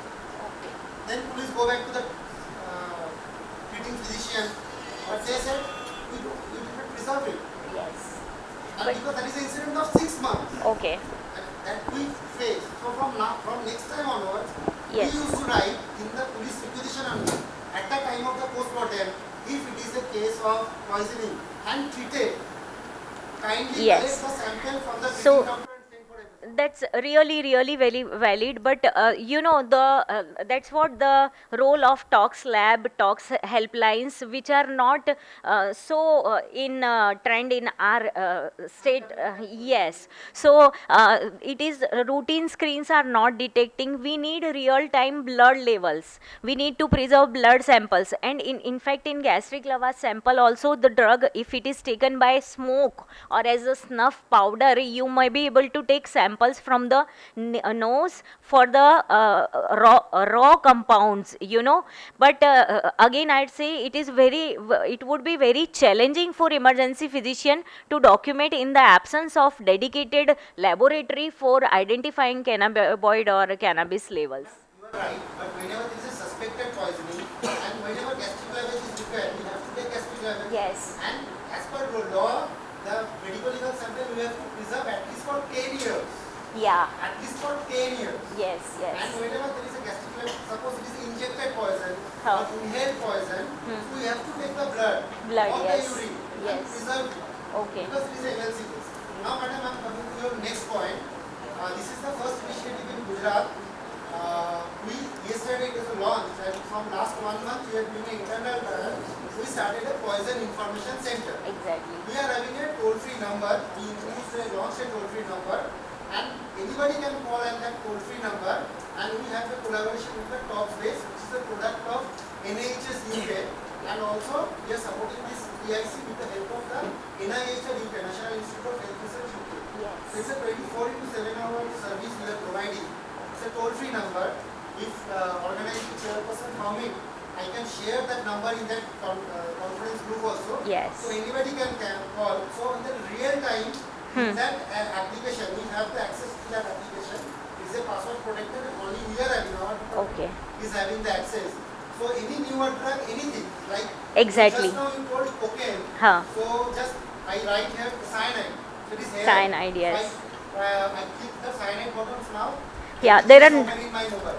In that app, because it is registered in my mobile also. Okay, so this is what a take home message what sir has added. I would say that each poison should be reported, and the inform center who is collecting the information is the one who can give you the right information about the trends, and he may add a particular point of visra, I mean sample preservation or visra. That's what sir we practice in our institute also. We have NIO tie up with NIOH, and we send our samples to NIOH, but unfortunately we don't get a closer that this is a closer to a clinician, you know. NIH is having a PSI no, Yes. but that toll-free number is not available anywhere. If they are analyzing the sample, that is for diagnostic purpose. True. That and sample cannot be used as a medical legal case. Yes. For the medical legal case, sample must be analyzed It by has to be the FSL. sealed and signed by. And we also can't comment on the medical legal case. This PICs only provide support for the treatment purpose. Yes. For the sample preservation, that the treating doctor must preserve the sample. Yes. And the sample should be kept preserved for 10 years as per law. As per law. That's what, yes. Sorry? Ma'am, whenever police come to you, you have to give. Maybe police can come after 2 years also. So I think what I was talking about closer, you know, a clinician who has treated that poison getting a closer. What maybe this tox helpline can do that role and can tell us exactly that what is been used and which percentage. And most of the time, patient died, treated patient they can be dead after 2 months. After 1 month, patient in coma condition. So police will come after 1 month also. Yeah. When the patient died, and not only 1 month, because it's treated in some other hospital, it is not in our institute. Now I send the sample to the FSL. FSL report will come after 5 months. Yes. So police will come 5 plus 1 month of treatment after 6 months to you.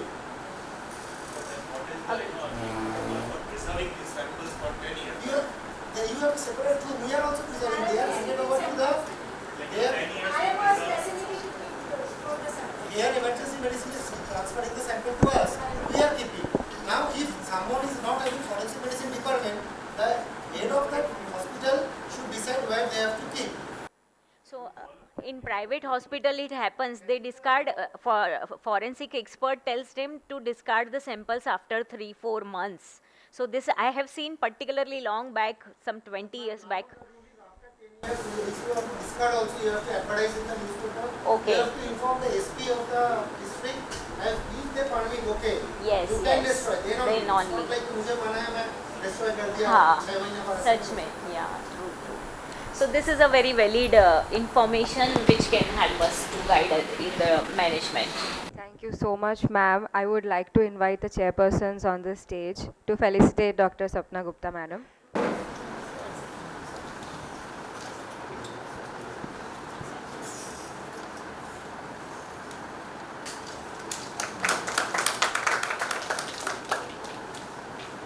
I would like to invite Dr. Alpa Patel, madam, to felicitate our chairpersons.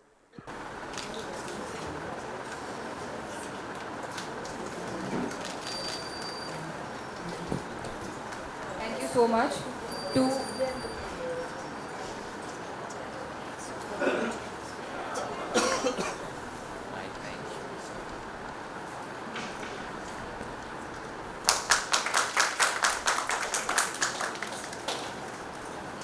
To energize our delegates, we have fresh lemon water. We will not have an official break, but anyone who would like to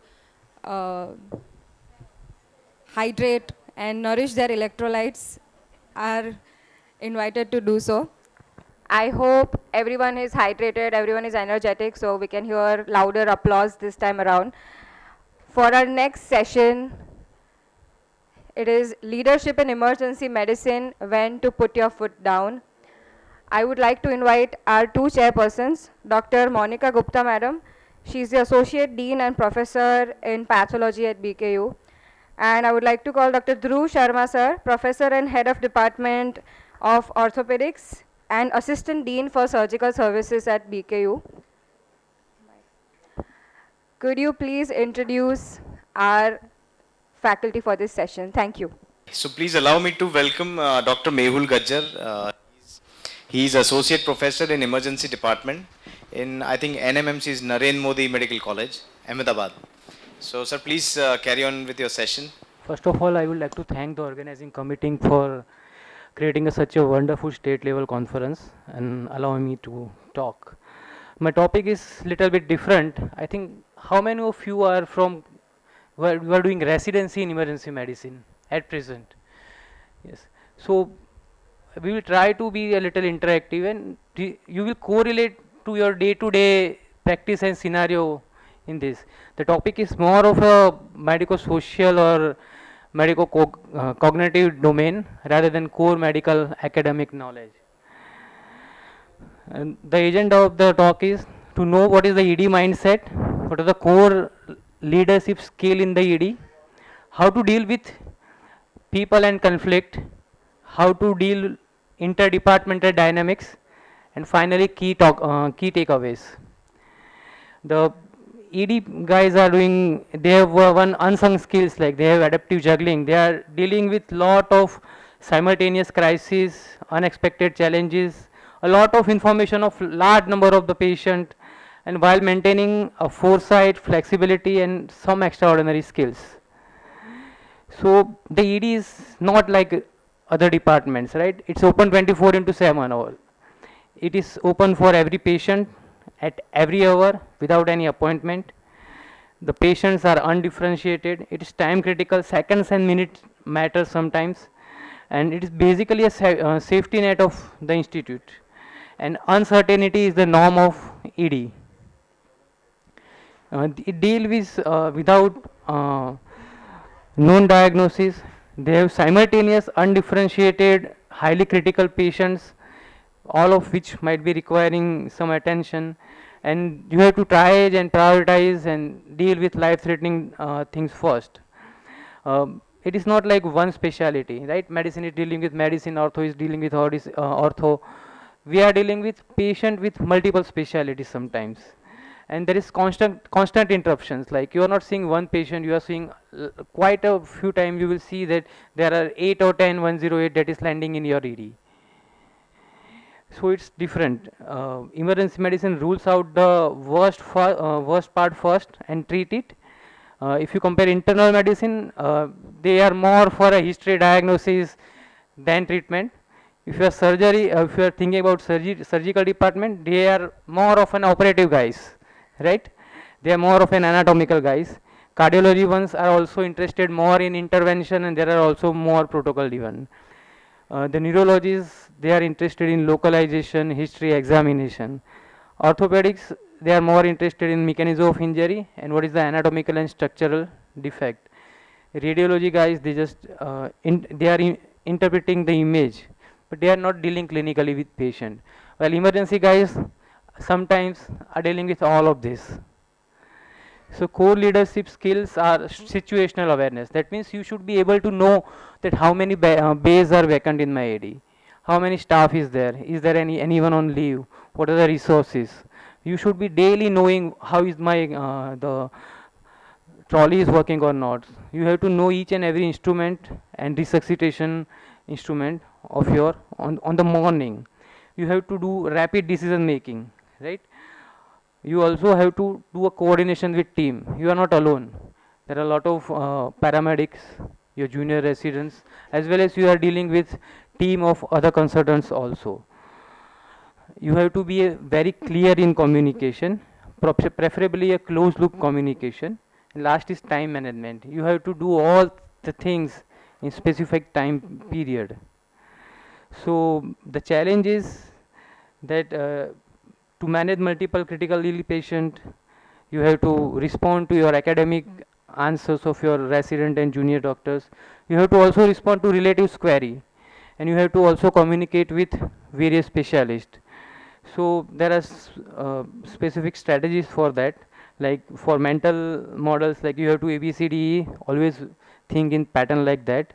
Chunk tasks, like if you have 3 or 4 stroke patients sometimes in AD or 3 or 4 similar patients, it will be make easy to deal with them simultaneously. Always verbalize with your team that this is the thing, this is the thing, this is the thing, this is the next intervention, it is right or not, it is right or not. And designate a runner, then one person who is tracking all the pending tasks, the investigations which are sent, the radiological requisitions that are sent. So one runner is always continuously tracking all this. And step back physically. Whenever you have lot of patient, just step back, go in a room and just make a plan of action. That will help. Situational awareness is the leader's superpower, right? So whatever information is available, like vitals, counts, alarms, that is perception, you comprehend that information and you anticipate what can be the worst part next. Always anticipate what can be the worst part next. And triage is the leadership crucible, right? Just we see a scenario like a 32-year-old man arrives with an RTA. He's screaming in pain, but otherwise he looks good. Not tachypneic, vitals are normal. Behind him, there is a man who is suspected stroke with weakness and slurred, right? So I think everyone agrees that which is the priority here?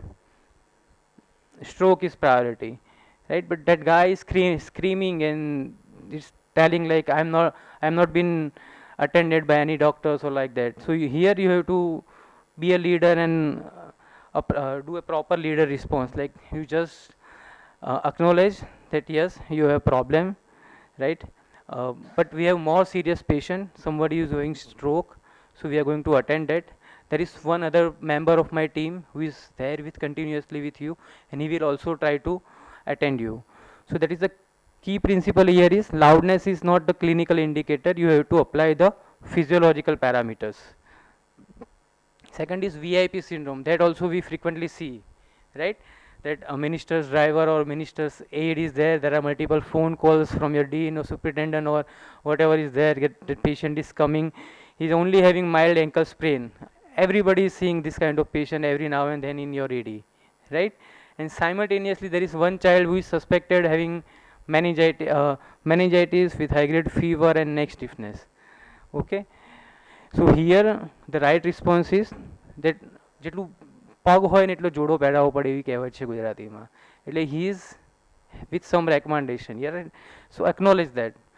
Tell him respectfully that no, we have your problem is this, but I have little more serious patient. I will attend that.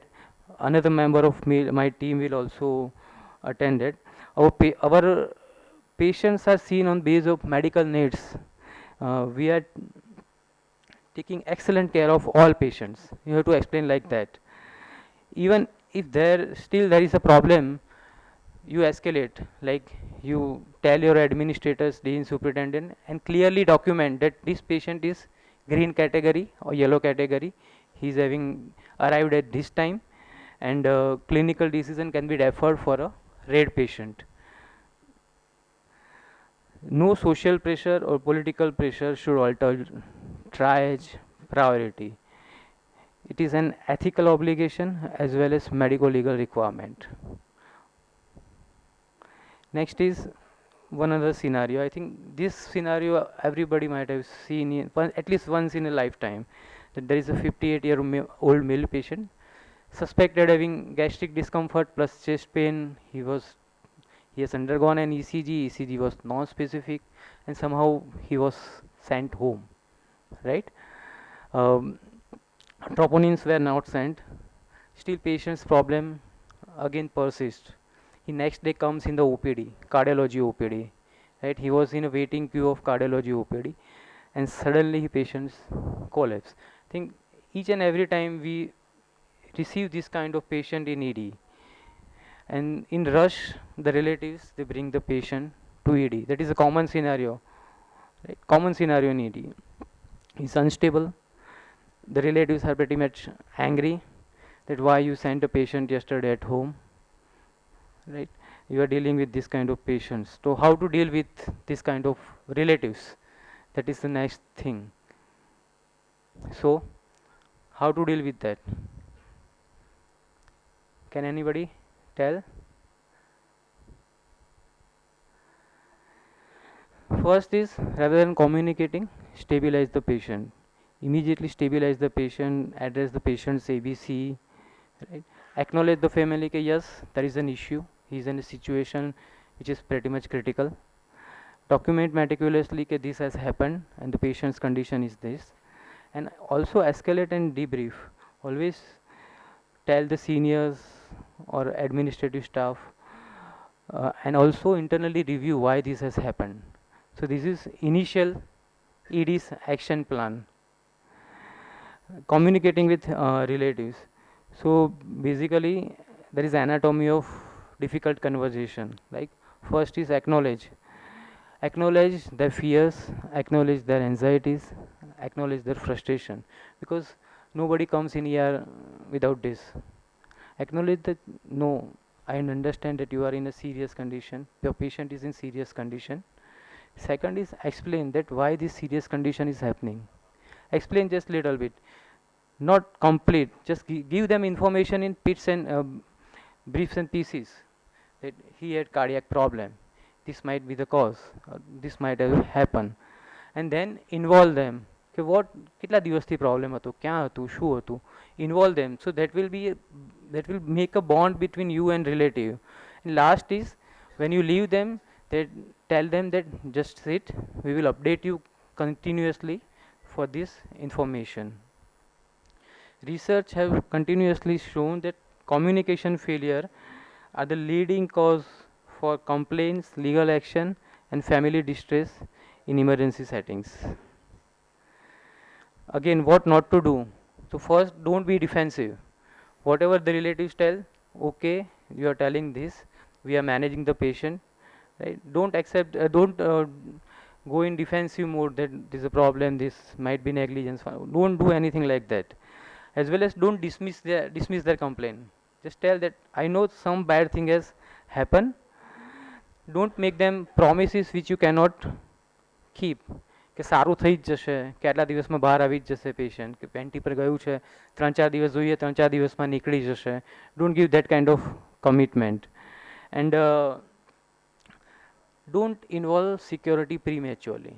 This is common phenomenon with residents, particularly in government setups, that immediately they call security. Whatever, just they are sitting up there and patient's relative or 2 or 3 comes and uh, tell something in a loud noise, and they immediately call up the security, and that will cause the problem. Okay. Step aside from busy corridor. There is a method called as spike protocol that is set.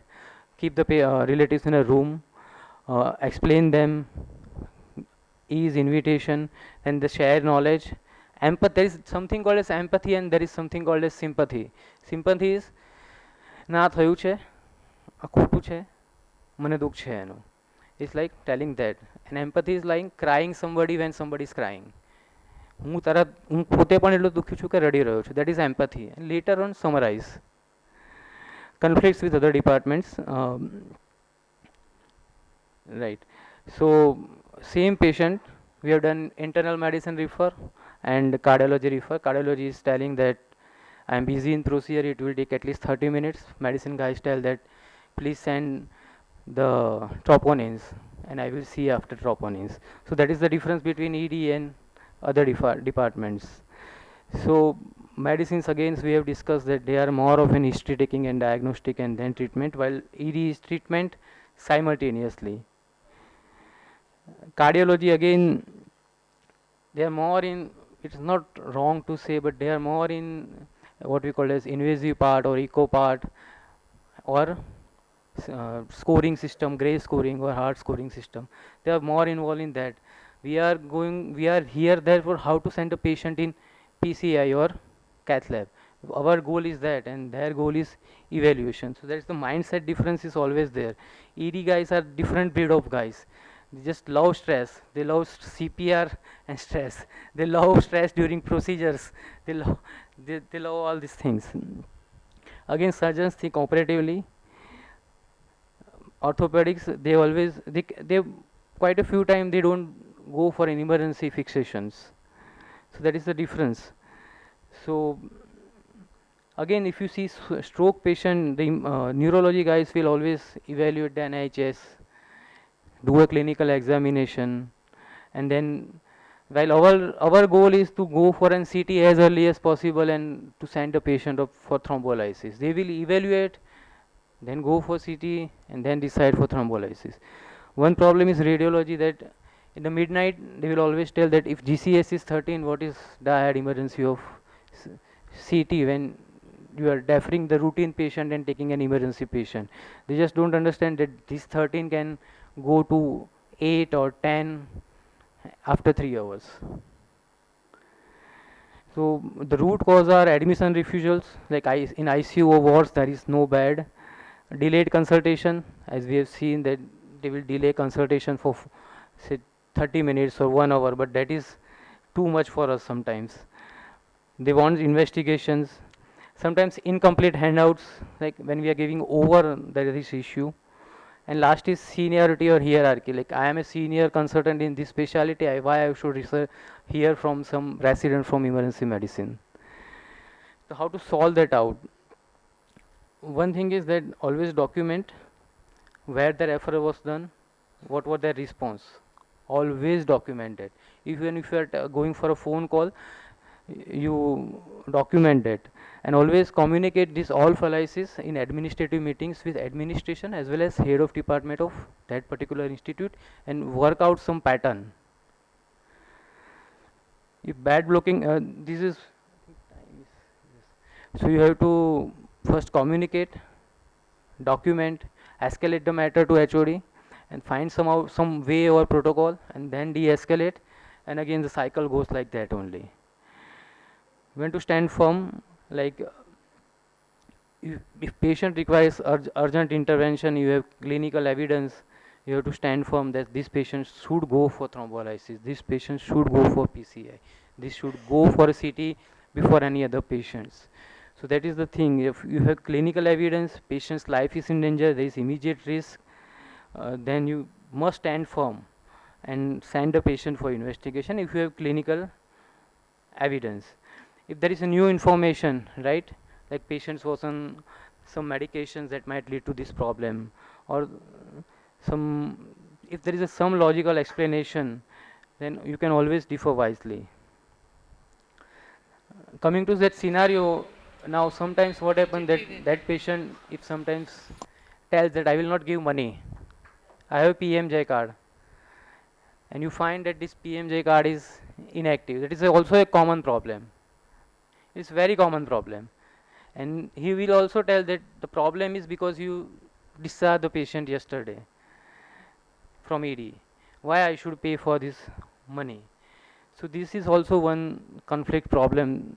Here again you have to deal with administration regarding payment and insurance schemes.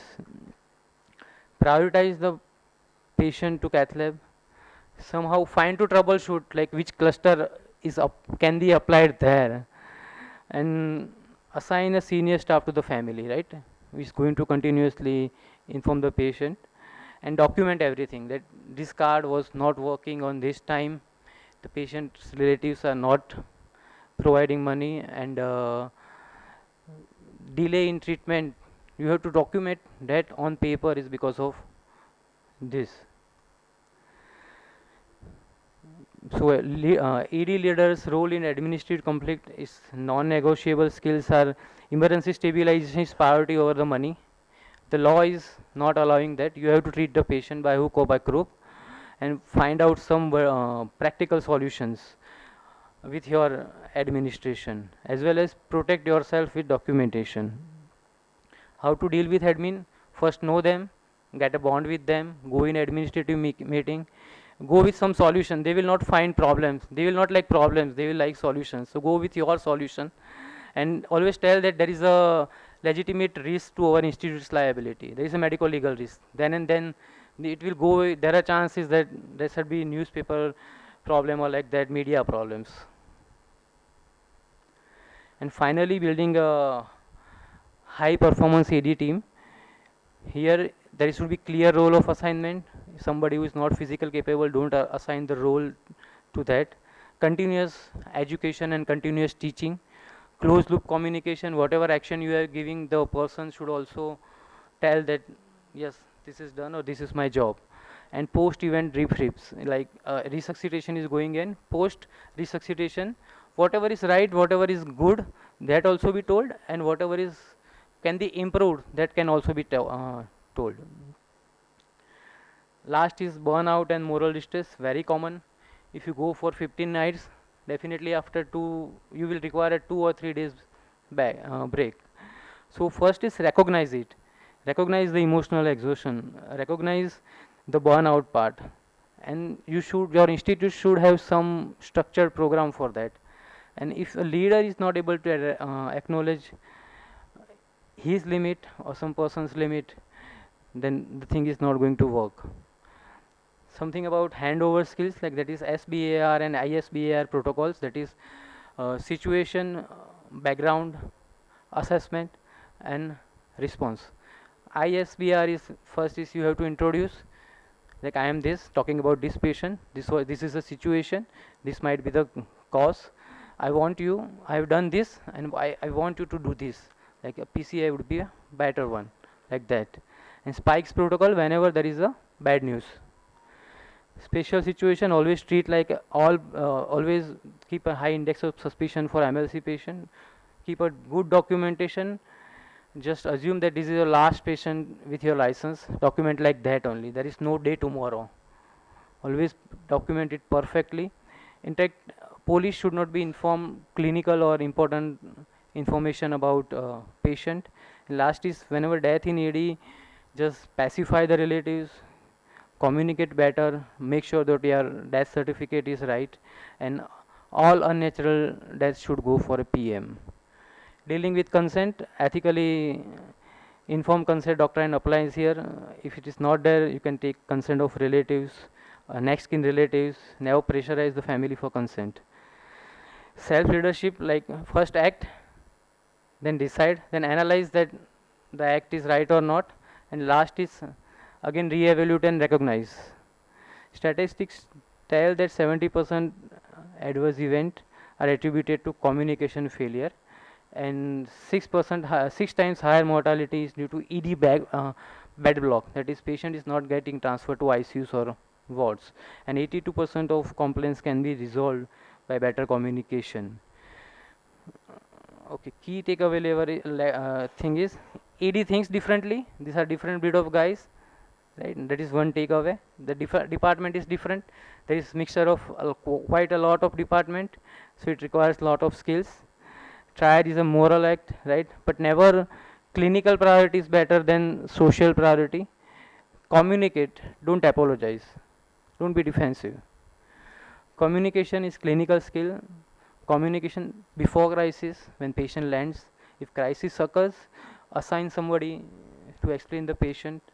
And lastly, after crisis, debrief as well as debrief to the patient. Your team is most critical resource. Make a good team which is have good scientific knowledge and which is better trained. Document as if your career depends on it, right? In whether it's clinical conflicts, administrative conflicts, in MLC conflicts. Nowadays scenarios are different. Always document like your career depends on it. Even a single mistake can cause you a lot of economic loss or a practice loss. If your clinical safety is at risk and you have evidence, stand firm. Clinical safety at risk, the patient's clinical safety, and new information, you can defer to expert. Whenever there is conflict about process, by the way, but end point is same, always you can yield. And whenever there is administrative pressure but no clinical basis for delay, stand firm and document it in the case. I think leadership in emergency medicine is one of the most demanding and most rewarding role. Lead with evidence, lead with scientific evidence, lead with empathy, and finally lead with, be brave and lead with courage. Thank you.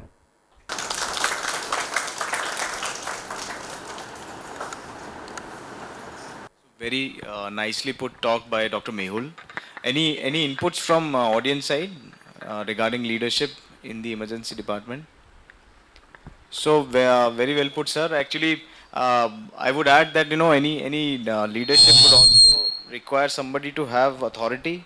So the problem with this emergency department is that the management and the institute does not give so much of authority to them. Once we start giving authority, definitely leadership eventually would come. And of course, to be a leader, you have to own your own decisions. Once you have taken a decision, it might be wrong eventually, but you have to own it.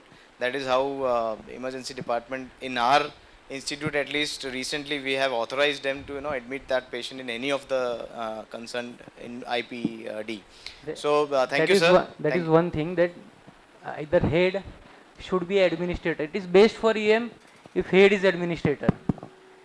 Then all protocol can be set easily, and that is there. If head is there or head is supported by admin, all things can be set very easily. Particularly when you are starting and your initial 8 or 10 years are there. After that, there is all automatic mode. But if head is there in administration, it makes a lot of difference in setting up ED. Dr. Mehul, well presented. I think in ED what matters really is two kinds of leadership. Large part of that you covered was clinical leadership and how to respond to situations, and also when things go out of hand, what should be done. But if you look at it objectively, there are two ways you can have leadership in ED. The first is clinical leadership, where you take care of all the clinical requirements. The other is systems related leadership. And there you require systematically that you look at the entire department as a system, and you have to ensure that the leadership of the organization also supports ED. Added to that, you have systems in place, and that also means having protocols for different emergencies, for different situations, including disaster management, and repeated training.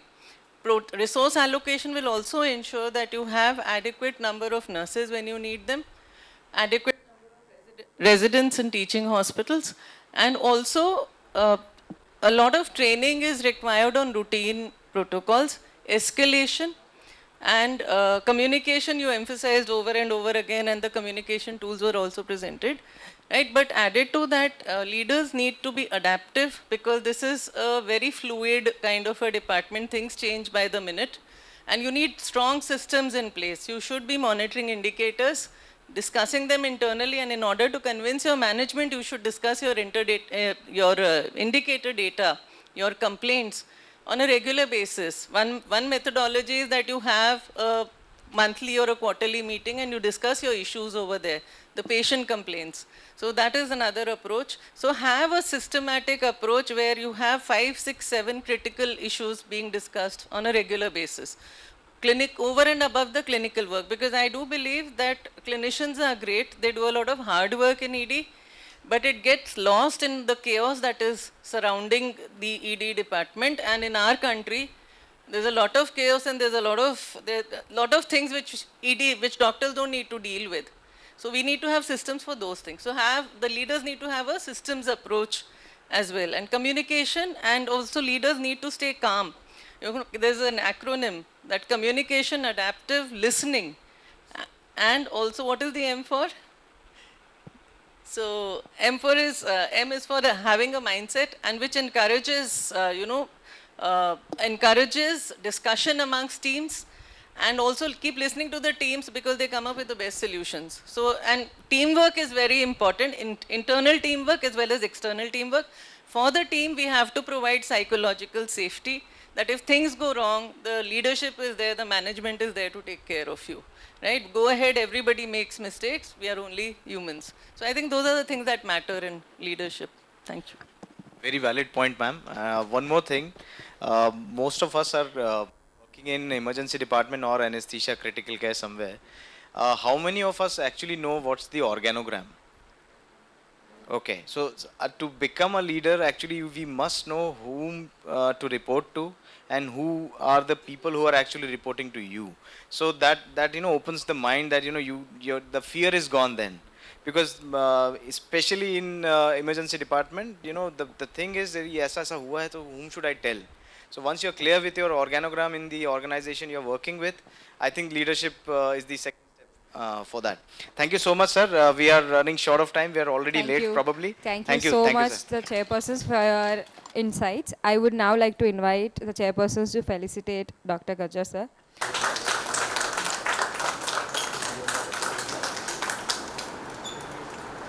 Can I please call Dr. Kamath madam to felicitate Dr. Dhruv sir and Dr. Monica ma'am?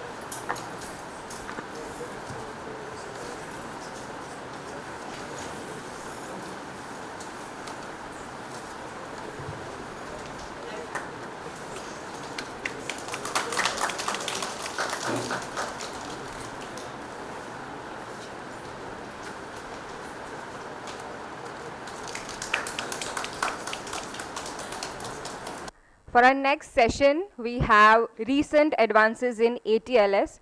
For this session, I would like to call the chairpersons, Dr. Darshan Shah sir, Professor in Emergency Medicine, and the chairpersons of Kemkon 2026. I would also like to invite Dr. Madhvi Chaudhary madam, Professor of Department of Anesthesiology at BKU. So I would like to invite Dr. Sanjay Shah sir. Sir is a senior consultant trauma surgeon, head of emergency medicine department at Apollo Hospital, Ahmedabad. Sir is the first qualified trauma surgeon in the India, and sir has received the best trauma surgeon award in the year 2021-22 and published many papers, and sir is a regular faculty in many national and international conferences. It is our honor to have you, sir. Good morning. From the outset, I would like to congratulate, first of all, organizing committee of Kemkon 2026 for having this very successful and first of its kind in Gujarat conference on emergency medicine and its update, especially Dr. Keusha, Dr. Kamath madam, and thank you chairpersons as well. All of us know, I assume that ATLS for trauma patient protocol, and probably you might have gone through the ATLS curriculum formally or informally in your department or otherwise. So up till now what we were practicing was 10th edition of ATLS, and in November 2025 it got updated to 11th in US, and probably in May, upcoming May or June in India, we will be having installation of this 11th edition in India. Yes, there are certain changes. Some of them are for the first time in the history of ATLS principles. The overall structure of the ATLS is quite interactive, those who have undergone through it, and it has been made more interactive, as far as lectures and skill stations are concerned. And at the same time, it is more of a assessment based, particularly on the skill station as well as MCQ and practical assessment of the workshop. What are we going to have as a first time change? As I told you, up till now in last 15 years or so, we were having the protocol of ABCDE, and majority of us do follow the same. That is why we follow the ABCD, is because the problem with the airway kills faster than the problem with the B, and problem with the B kills faster than the problem with the C. But now there is a significant paradigm shift. It is not the C which is coming up above A or before A, but it is the X. So what this X is all about, let me correct it, but there is a change from ABCDE to X ABCDE, and there is some amount of overlapping. So now with this, more of a horizontal resuscitation is being emphasized, looking at the advancement of ER in most of the geographical conditions across the world. Like it was more of a formal teaching of a vertical resuscitation. Now, because it is overlapped and we have a more number of trained manpower in ED, it's a horizontal resuscitation which is being given emphasis.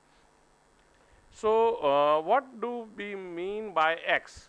X is obviously exsanguinating hemorrhage, and that exsanguinating hemorrhage has to be external. So, that's how that X is exsanguinating external hemorrhage. So, we will not be talking about obviously intrathoracic, intra-abdominal fracture or a closed fracture which is going to cause a hypovolemic shock. So these are the certain examples, like you may have a mangled extremity or a traumatic amputation where the patient is bleeding torrentially externally from the vascular injury, or there might be a penetrating wound in the axilla or into the arms and proximal thigh or in the abdomen or back, which is causing injury over the IVC or aorta. So these are the patients where we will be addressing the X factor first by controlling that external torrential bleeding by simplest measure like direct pressure, indirect proximal pressure, hemostatic agents or tourniquet. So here in the algorithm, if you see, X is exsanguinating external hemorrhage and rest follows as it was A, B, C, D, E, and there is not much change in that further follow-up of A, B, C, D, E. But there are certain subtle changes in some of these stages of ABCDE. So we have seen the X. Now we will take care of the A. And in A, the guideline has come up with the more objective evidence in the last 4-5 years of the practice with the evidence that what is the best practice to manage those stations. So A is being taken care of by TQEH intubation checklist, which is being very widely prevalent in most of the developed EDs as well as ICUs. So here the verticals are being divided into team, patient factors, equipment factor, drugs, and what is your plan. So majority of the intubations are going to be semi-urgent or planned one, and that's how you can decide what is going to be your TQH intubation plan for that patient, and going through the checklist will try to minimize the pitfalls in managing those airways. Now all of us know that how to manage the airway and breathing and all, but at every stage, if you see in ABCD approach, every stage airway has to be evaluated. So previously what we were doing, A, then we go to the B, then we go to the C, but now we keep in mind that A might get compromised or might get assessment for impending threatened airway, and it might require some intervention even in B, even in C, even in D. So you will not forget A at any point of time, even after managing. So that's how, and the difficult airway has been divided into anatomical factors, environmental factors, injury obviously, and physiological criteria other than what we follow, a Mallampati scoring and Lemon criteria.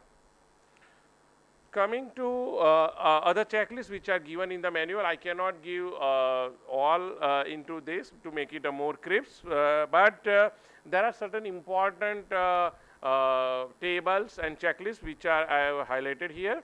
So here also, if you see in this airway, it is little bit a busy slide, but if you see, there are certain pre-intubation and post-intubation checklist. So if we follow either TQEH or this criteria, then it is going to help us, particularly as a team, not as a leader. See, if you are a senior person who is able to handle the airway easily, it is not for them, but for the team. So it has to be practice for each and every intubation. When you practice, then your nursing team, your junior resident doctors will not forget what to be taken care of before and after.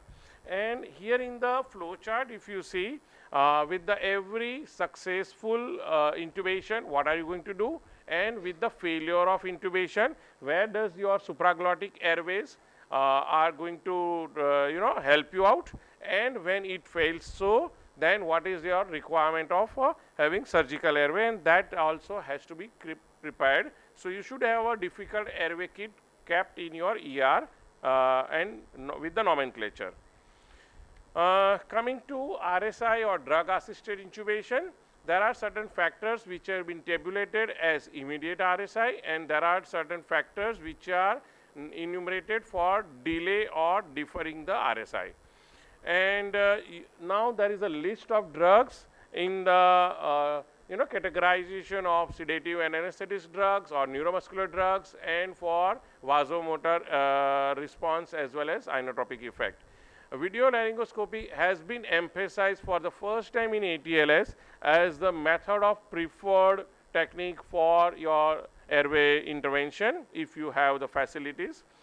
And ketamine has been introduced for the first time in the drugs other than etomidate, succinylcholine, and other neuromuscular blockade which we use regularly.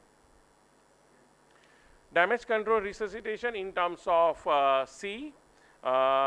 Yes, less emphasis on the crystalloid resuscitation, less emphasis on the very over-aggressive resuscitation.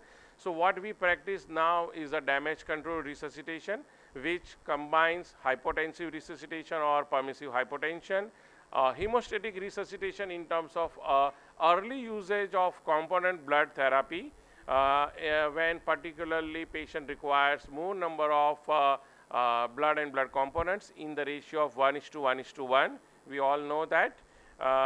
And early use of tranexamic acid we are practicing, especially when patient falls within the window of 3 hours. But it should not be given when patient comes late after 3 hours. This is another big change in the classification of hemorrhagic shock.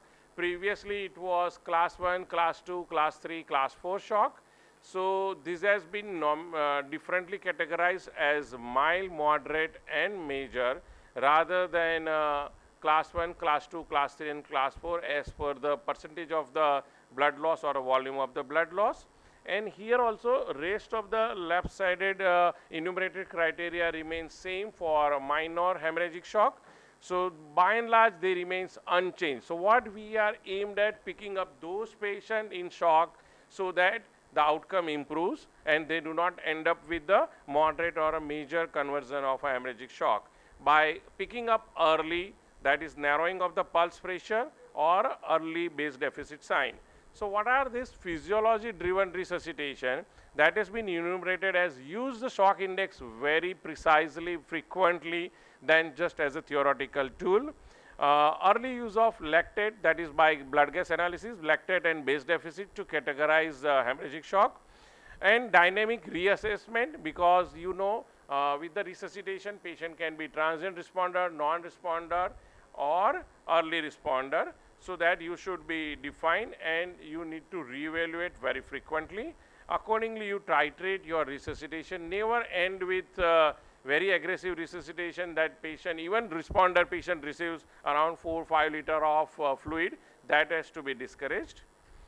Adjuncts at the end of primary survey remains same, only it has been differently tabulated, but more of objective evidence in terms of multipara monitoring, ABG, and IO is being emphasized further in terms of resuscitation with the difficult peripheral lines, particularly in a pediatric patient, but also it can be used for adult patient as well.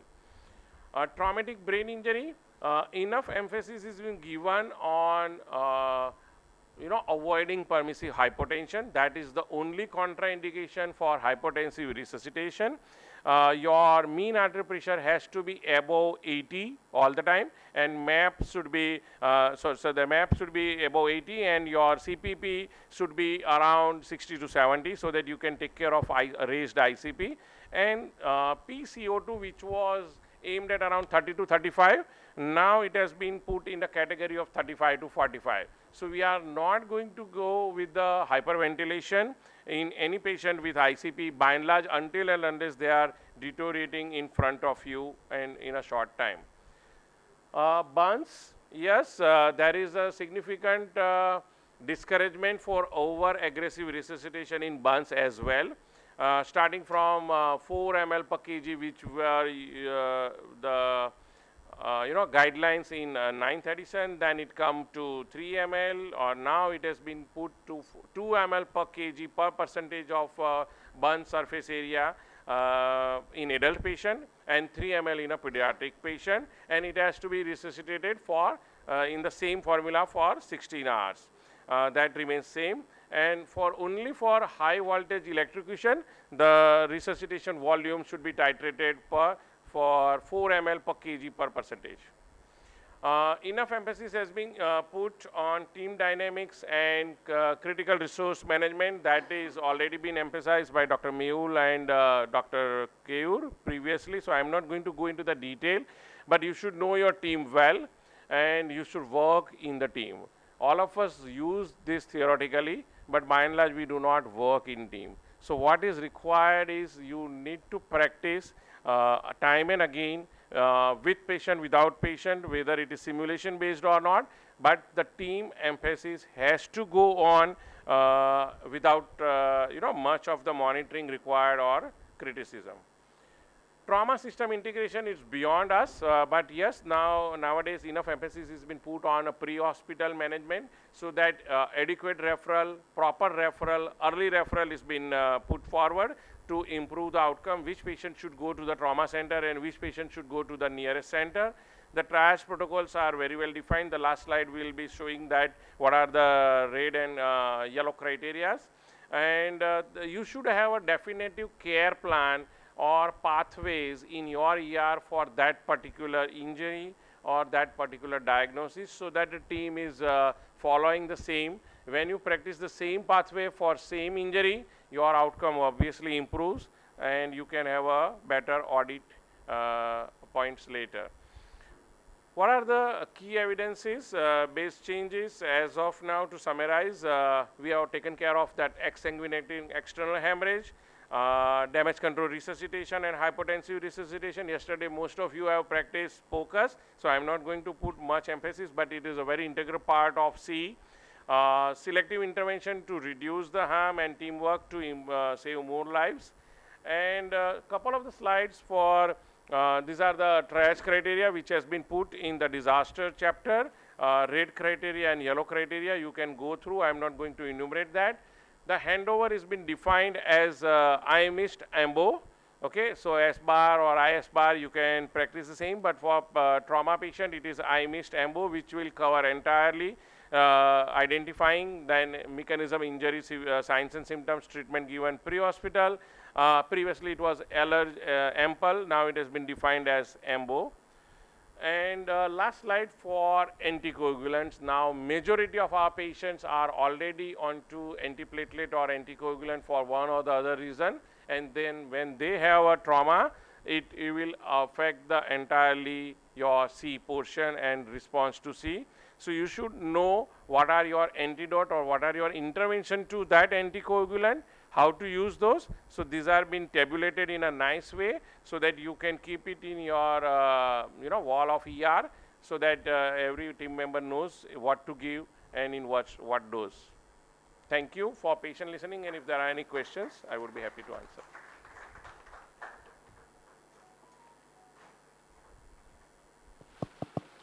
Thank you, sir, for such a wonderful talk. It was very practical and implicable talk. Sir, can you please, being a audience, our audience is mixed of interns and emergency medicine residents. So can you give them 3 Dhurandhar take-home messages so that they can execute in their practice right away? Yeah, so one is protocol, X ABCD, that you need to remember, and how to take care of that X, that's the first. Second is you should work in a team. So those who have not seen or participated in patients' intervention or management of a trauma, you should see certain videos. There are certain good YouTube videos on CRM. You just type CRM videos, best CRM videos, and you will come to know it will help you in not only in trauma, even your code blue, code orange is also whenever you are practicing. You should know how to manage, how to be receptive, what is your closed loop communication and all. And third is knowing your ER, be prepared. So it is very easily said than done, but your A should be with the nomenclature. This is your A card, what it contains for basic intervention, advanced intervention, and for difficult airways. Same is for B, what are your tubes. Same is for C card. It is not just a crash card. Most of the institute will have a just crash card.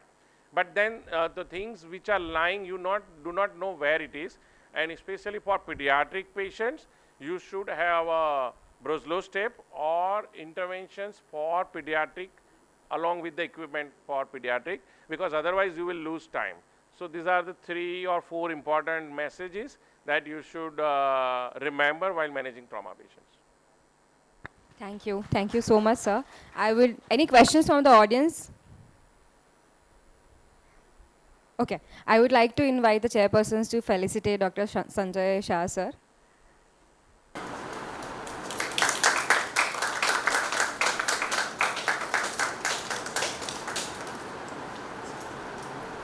Thank you. And I would like to call Dr. Neeta Bose, ma'am, to felicitate our chairpersons.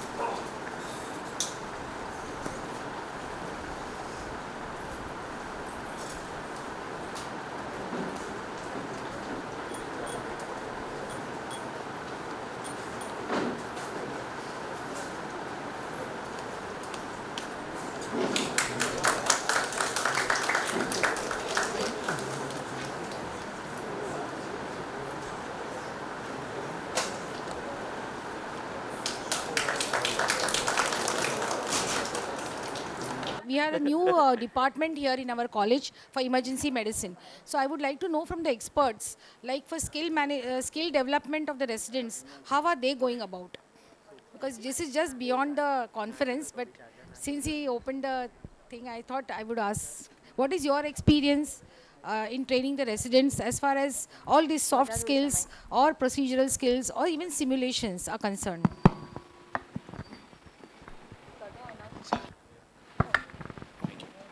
Thank you.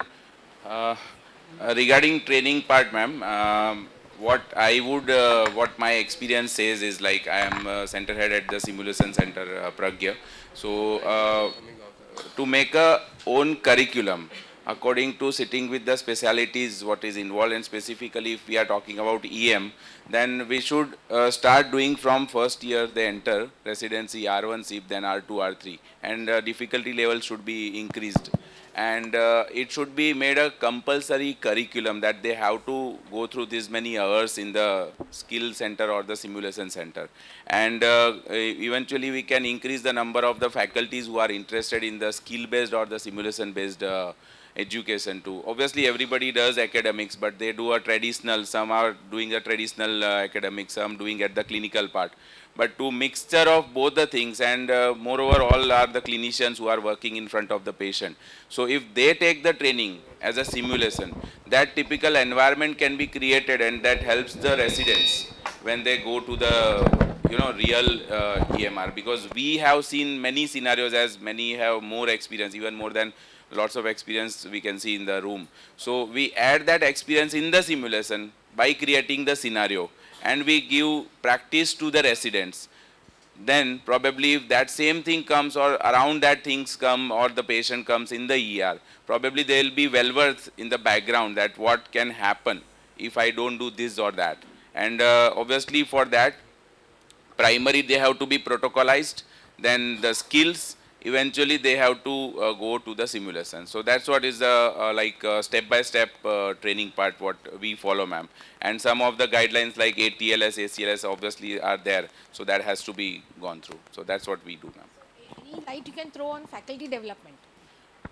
Yes, ma'am. So first of all, how I do, I'll just tell whoever I meet nowadays, like in my ER or in any of the area of the hospital or my simulation center, we'll just see how are their academic interest, because we all know that academics all about the interest, is not a compulsion. So if somebody is interested that I like academics or I like to teach or something, so we have to bring them in, and first of all, because to do the training on the product is little different than doing on the patient, ma'am. Like we did yesterday was the cadaver, and we are also doing on the simulators and the simple mannequins also. So they have to be trained with the product demo first. After that, one of the person, like you are the ma'am in charge, so you or the team can make the protocol or the singular one. Like I run this training. Right now I am here and in my center the training is going on, but I already made the objectives, like time to time objectives are there. So any faculty do come, then this time, like if I am sitting here, I know what is going on at my center right now. So that has to be there, so that goes uniformity. And that has to be given to all the faculty who comes across, as we do in other trainings and all. And they have to be given chance to do the new and new training in the simulation. And this simulation technical parts are there. I don't think so it's very difficult to handle. Just I think once or twice we go through the training, and I think everybody can probably go through that. So I think that will be the idea, ma'am. So Thank you so TOTs and FDPs can be increased in number. So more and more faculties can be joined, ma'am. Okay, without further ado, we would like to start our panel discussion.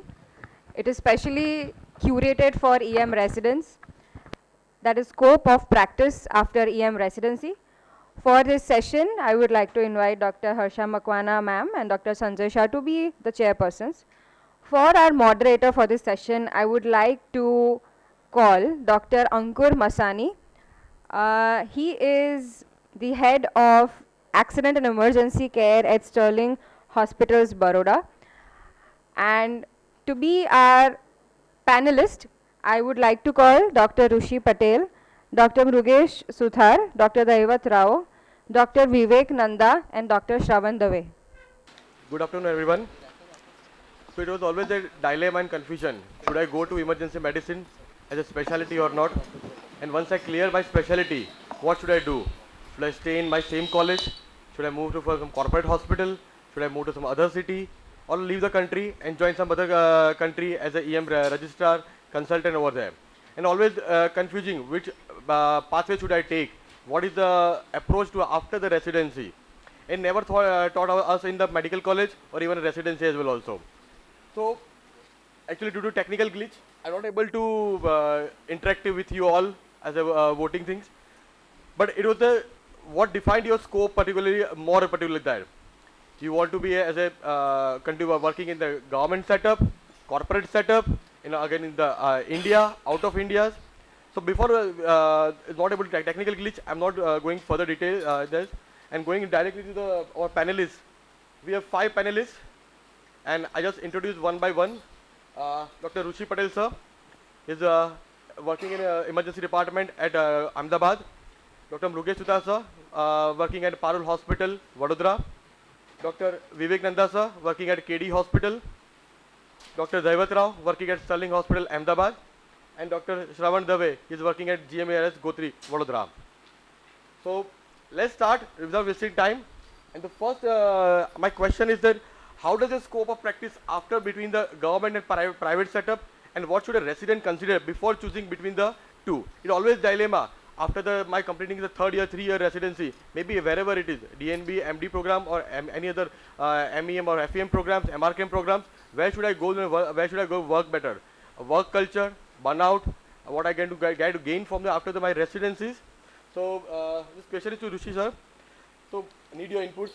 Yes. How does this scope after that? Because Yeah. you had a very well experience in both setups. Yes. So, in my point of view, both the setups have pros and cons in terms of patient load, variety of cases, protocols, some of academic growth and administrative propagandas differ according to institute, and payouts of individual consultants, especially additional thing in terms of paying capacity of patients also. So all the parameters, if you consider in one point, if you have studied in the private medical college, you should have at least 6 months to 1 year experience of government setup, and if you are studied in the government setup, you must have experience in the private setup, because by comparing the two scenarios, you can choose what institution, matlab in terms of private or government, you made for it. Okay, so depending on that, you can choose I feel comfortable while working in the government, or I feel comfortable while working in the private institute, because both the affiliation have a different pros and cons. Yes. Thank you. Thank you, sir. Thank you, sir. One more question to you, just want to add that. As you know that emergency medicine resident and after registrar and the consultant, they are working in emergency department. So some of them have started with the private practice as well also, because in other specialties very easily to get a private practice. In critical care, emergency medicine, and it's always said that there is no touch to the patient in terms of long-term touch to the patient. They definitely do the first line of stabilizations, but there is no touch to directly the continuation of the stabilization. So what's your input after the residency? Should they explore that kind of phase as well also or not?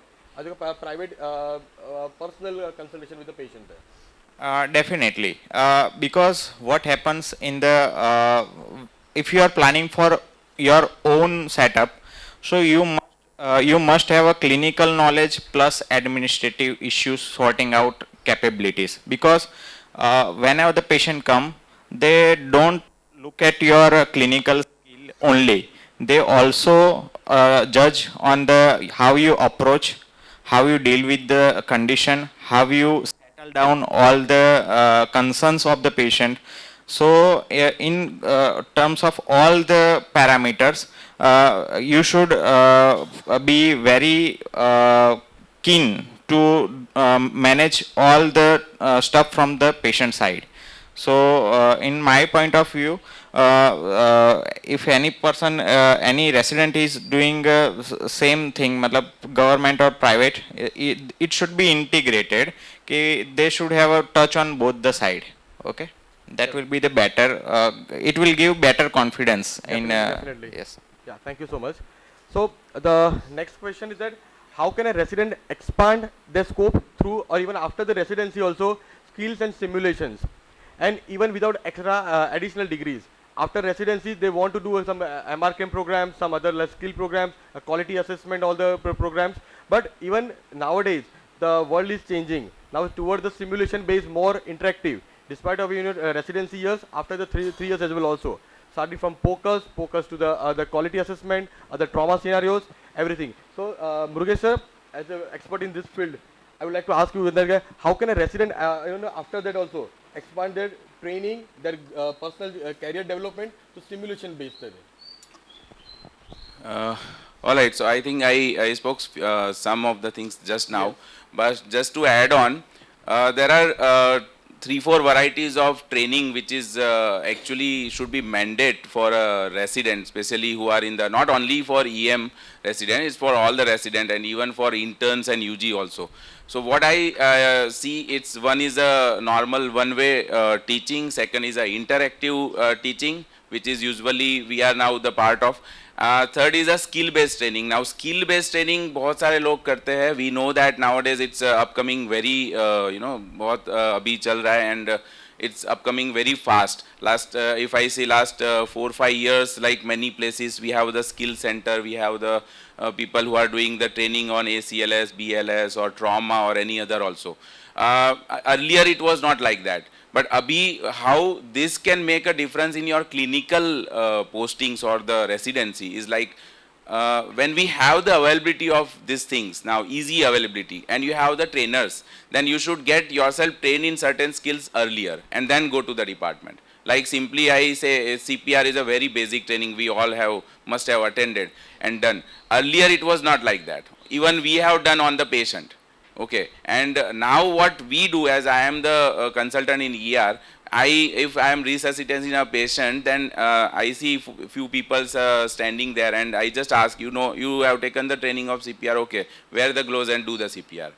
That's not now we do that, we will teach on the patient, because now we have the skill stations available, so we have to use it. Okay, there are two variety of skill trainings as my experiences. One is actual training, for me also and for the people who are attending also, and second training is only for the photos. So those are the two trainings. It is a very common, somebody comes to me asking that sir, we want to do this training. My question is only these two. You want to actually do the training? What is your motive behind the training? Is it something to teach or train? Then okay, I am ready. If you want to take a photo, okay, I'll give you mannequin, I'll give a good room. You can bring what camera you want to bring and bring some students and take the photo and go. That's not the training actually. So you should have a clear motive of the training, that it should reflect in the actual field. That is what is the feedback. We also ask the feedback verbally, like how was the training. That is okay, it's a part of the institutional protocol. But actual feedback, जब हम department में जाते हैं वहाँ पे जाके कोई हमें बोलेगा या तो कहीं पे that we have taken the training and we are using that in the real and we got the result after the training. That is actual feedback, what I understand. That is third one. fourth one, and the very important what Dr. Ankur asked for, is the simulation. Now I am since last 4 years exclusively in the simulation along with my emergency room also. But I am doing since a long time. Simulation is very important now. It is only skill will not work. Again, we need to go a step ahead. अगर कोई आपको IV line का या suturing का या तो कोई trauma का और स्प्लिंटिंग का एनी ऑर्थो का slab application training on the mannequin करवाता है, that does not mean that you will be doing in the environment where you have the that chaotic scenarios in the ER, especially because I am from ER, I am talking about ER. So what is simulation? It does not always require a high fidelity simulators. Yes, if you have, definitely you are privileged to use it, but if you don't have, you can create the environment. I'll give us very quickly, I'll conclude and give you an example. Like we are doing a airway training, so intubation training and the other LMA, IGL, supraglottic, everything, OP, NPA. That's a skill-based training. Like yesterday also there was a training on the airway. So everybody is very keen to learn the intubate, do the intubation on the mannequin, because that's nowadays is very popular also and everything available also. But that does not mean you will be doing in that environment where you have to actually do the intubation. So what is the solution is the simulation. So what simulation can be created? I can verbalize. What I do after my airway training, okay, now I'll give you the scenario. You have a patient who is in need of intubation or not, first you decide. So decision skills are the things which can be, you can say brushed up with the simulation. So I give just a scenario, okay, you have a patient, this is a COPD patient, the CO2 is this, the pH is this, patient is drowsy, now you take a call, what you want to do. Okay, that's what I have given and I am set back. Now I am just audio. वो मेरे सामने नहीं देखेगा, उसको खुद decision लेना है कि whether he wants to apply the BiPAP, whether he wants to start the nasal cannula, whether he wants to intubate the patient. So उसमें उनको हम time देते हैं, that's what I do, and that decision is very important. Because if you wrongly put the NIV when the patient is completely CO2 narcosis, we know it won't work. We need to intubate the patient. So that is first thing. Now when he is intubating, whether he is doing pre-oxygenation or not, that is very important. Then preparation. And while preparation, suppose it went wrong, then what they do in skill, वो tube निकालते हैं, फिर से लेरिंगोस्कोपी करते हैं, फिर से trachea में डालने की कोशिश करते हैं, but that will crash the patient. So ये हम वर्बलाइज करते हैं कि okay now your SpO2 patient SpO2 is 80, now okay it's 75, now it's 72. So that background वो थ्रेड देना पड़ता है एंड दैट एनवायरमेंट क्रिएट करना पड़ता है. Okay patient is 45 SpO2, okay patient having straight line, now what you will do. So whether you are switching from there to Ambu or not, so that is what is, if in that environment one is able to do the intubation or some of the skill. Same as for the teamwork, as like sir rightly mentioned about trauma, we have many simulators where we can use the teamwork. और उसमें dummy relative भी आ जाते हैं. हम कभी मेरे centre में कोई भी ऐसे घूमते आया तो उसको मैं बोल देता हूँ जरा जाना एक्टिंग करना अंदर जाके, उसको थोड़ा ऐसे, कोई आता है कभी सिक्योरिटी कोई काम से आ जाते हैं तो सिक्योरिटी के ड्रेस में ही होते हैं, सो वी सेंड देम, जाओ ना जाके पूछो, उनको भी नहीं पता वो क्या कर रहे हैं एक्चुअली सेइंग, सर हमें क्यों भेजा, बोला आपका काम हो गया आप निकलो. Because I want that team to react to new person कि वो कैसे करते हैं. That is what is simulation and I guess if you do that will help you in the real work in the ER. So I guess that's what the scope I think. Same thing as the sir said, Thank you. teamwork is required. During the residency period, it's very easy to collaborate with all the other interspecialty residents there. But once you come to after completing 3 years of the residency to real picture, maybe in the same city or other city, there is some channel or some connections. So next question is to Shravan sir, as being one of the active member of IMA Vadodara and secretary to Gujarat IMA. How the IMA or any other societies will help you to intercollate with the other specialties to at least building a team and work in the emergency department? First of all, emergency medicine is a setup or branch where the patient is first presenting, the at place where the patient is first coming. So if an emergency physician is actively involved in any organization like IMA, it is a channel to connect all the branch specialties and upgrading our emergency medicine departments. It gives a wide network that builds your professional connection.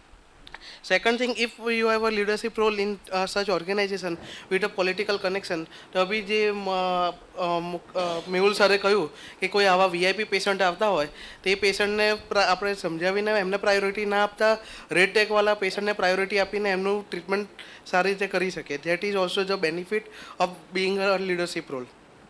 ત્રીજી વસ્તુ કે when the emergency physician is actively involved in such organization, then many organizations like IEMA or other association frequently organizing CMEs and conference and workshop. If EP is there in the committee, he can prioritize on the emergency topics like BLS, ATLS protocols and animal bite protocol and or many such topics. So we can give priority to such emergency topics in frequently organizing conferences such as IEMA NetCon was organized by the IEMA at national level. So emergency topics ne priority apine we can lift up our emergency department to a next level.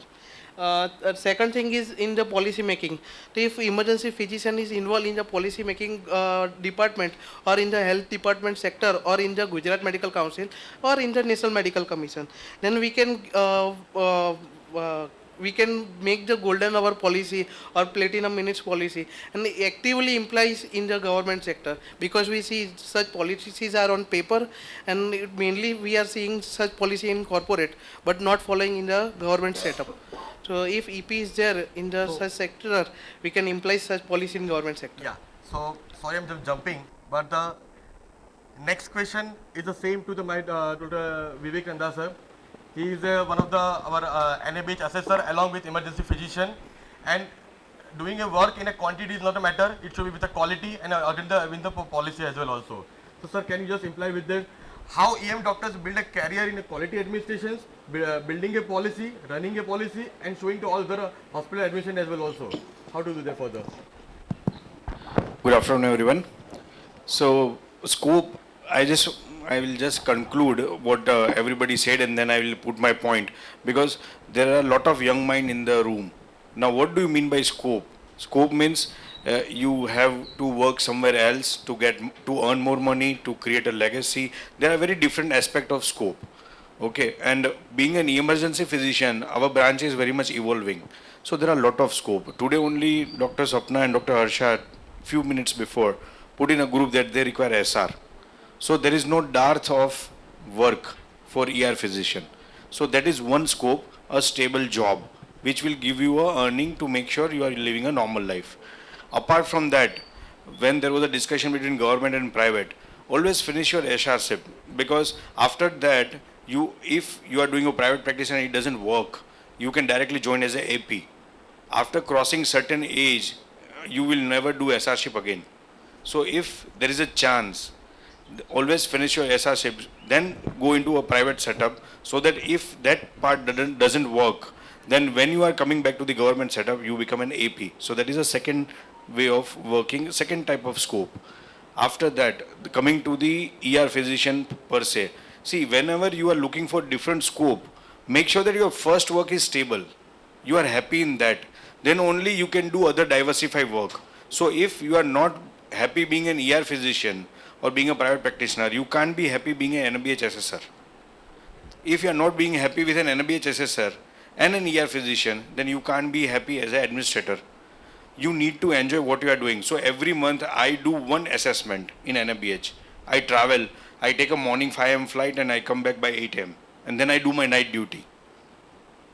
I want to become an assessor, that's why I have choose this. And if I complain the next day that I am tired because we went yesterday to Pune, I came back, I did my night duty. And night duty in KD hospital is not easy. It is almost near to the government. Not that volume, but we cater 30 to 60 patient every time.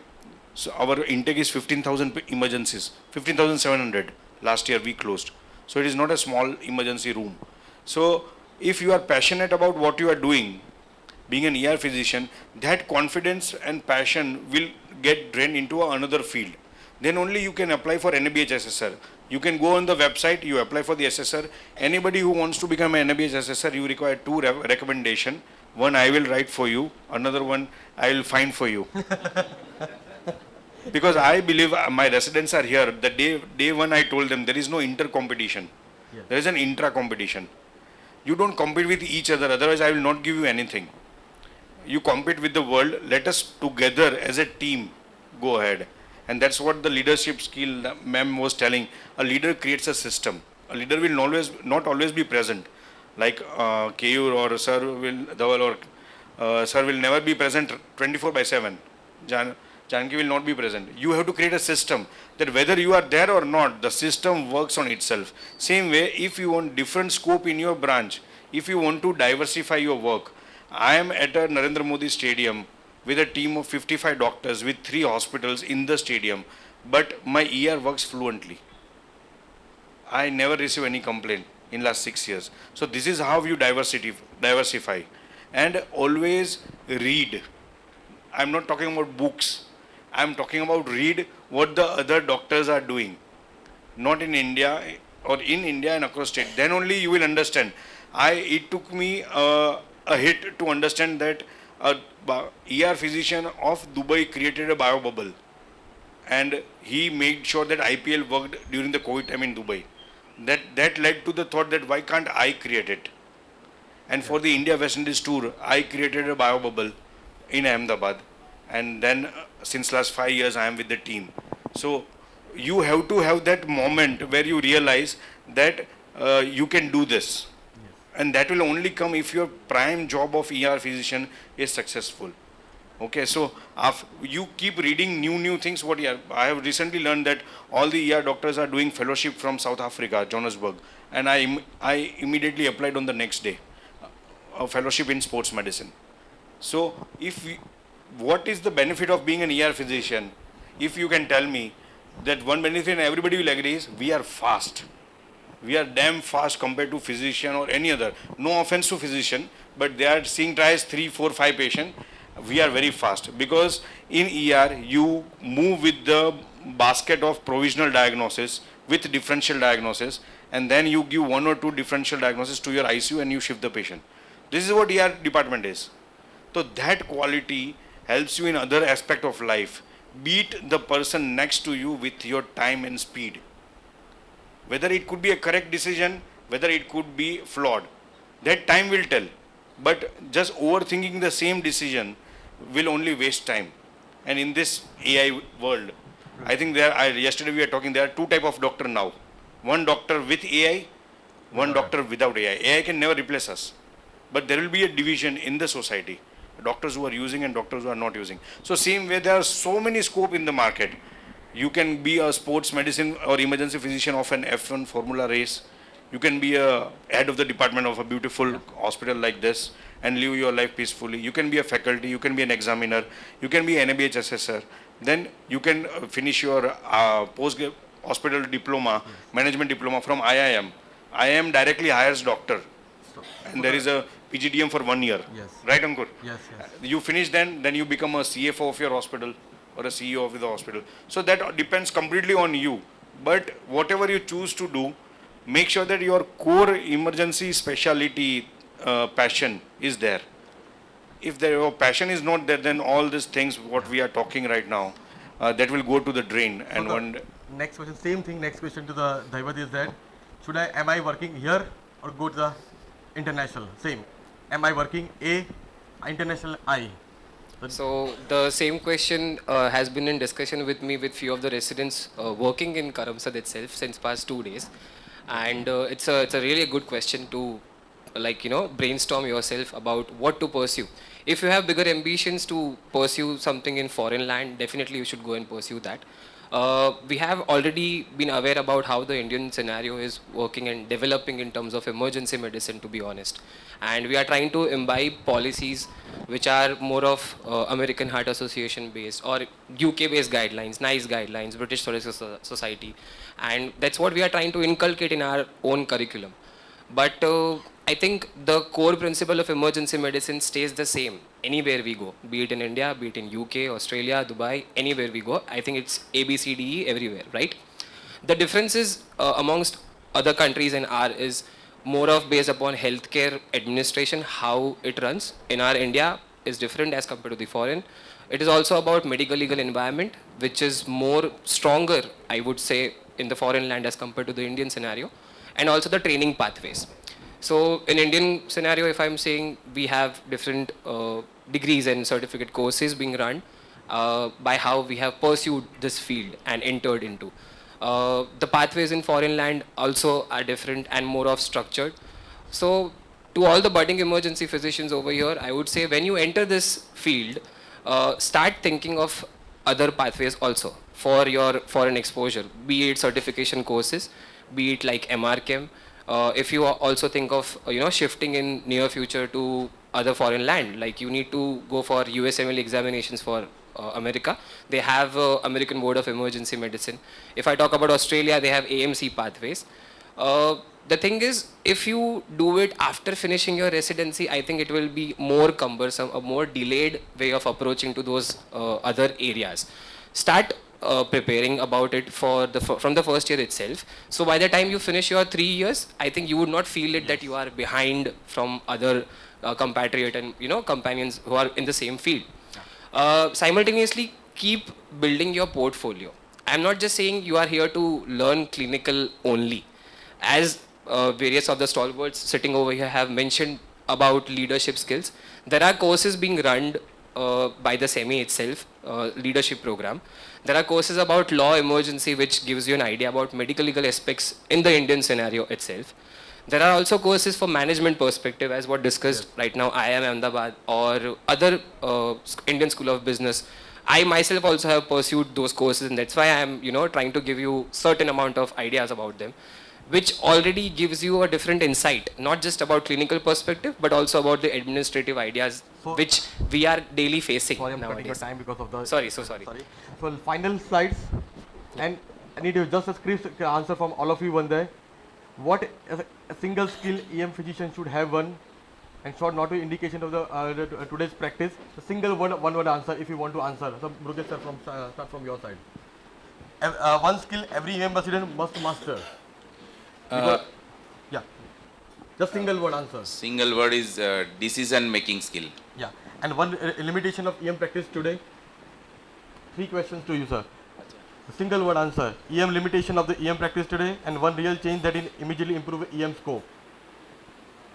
Better administrative skills and leadership. And one change that immediately improve the scope. Same.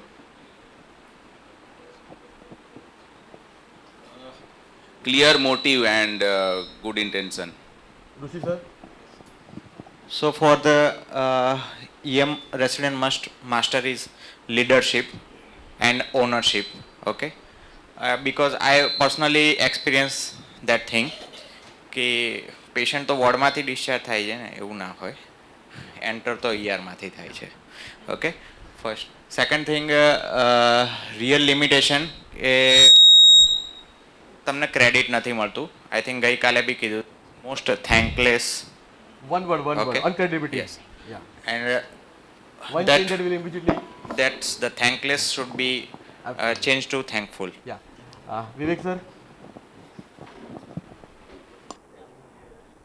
Yes. One skill, one word. Patience. If you have patience, it's good.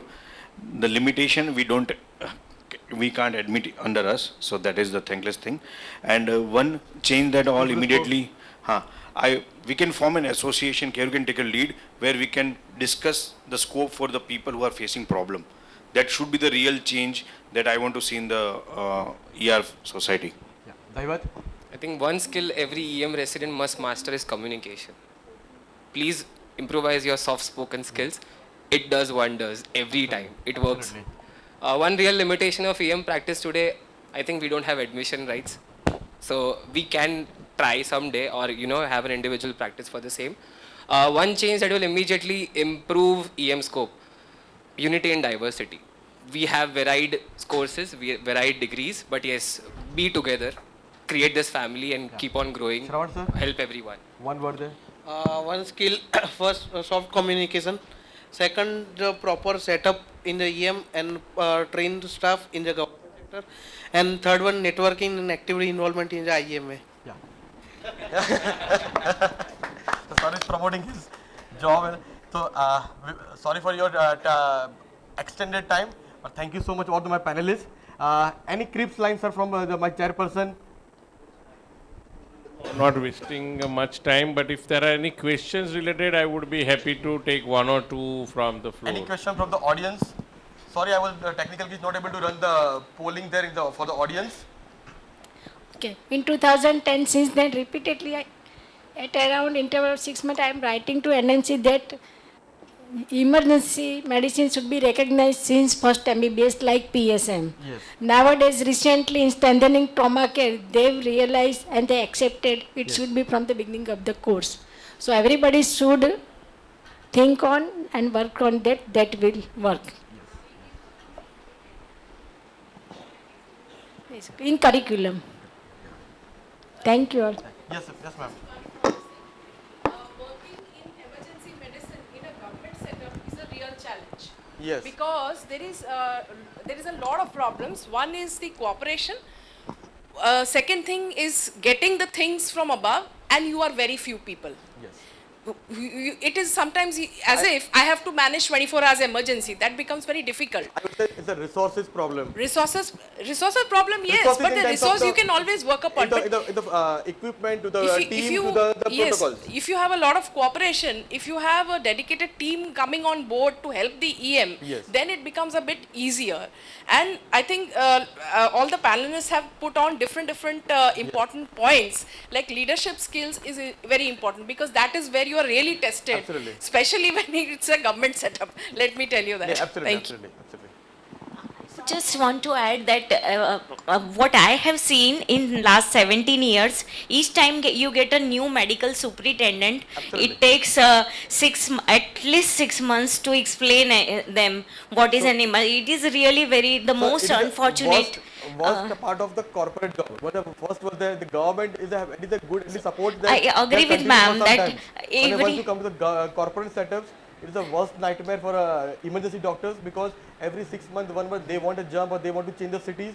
They are fed up with that, one out more than two from the other. So that policy making. So for corporate, I think you have that choice, and in government, Yes. we don't have a choice, Yes. and we have to each time we have to force them to understand what emergency medicine branch is and what type of. And sometimes treating a patient is not a burnout. Burnout is from the administrative purpose is more, and it is affecting our and clinical burnout work. of faculties. Yes. Yes, thank you. That's why it should be included in curriculum also. All going through UG, they will know emergency medicine. Any more questions? Yes, sir. One more thing for government setup, just allocation of seats should be on the basis of number of EM footfall. And EM should be mandatory for each medical government college Absolutely. for 3 years. That will dramatically change Yes. the strength. It will dramatically change the strength. And reason is behind that even after clearing emergency medicine, many of the few are keeping their emergency specialty as a continuous as a profession. Maybe they are moving abroad. Maybe they are changing their work balance as well. Also, that's why we have lack of people. Exactly the core emergency physicians working in the department there. Maybe that's one of the reasons. Yeah.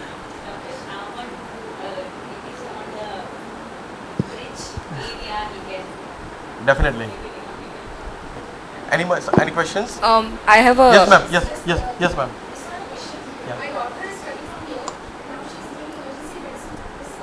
Yeah.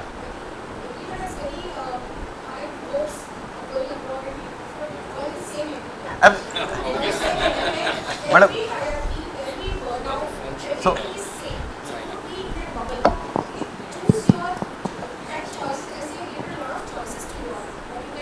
Yes.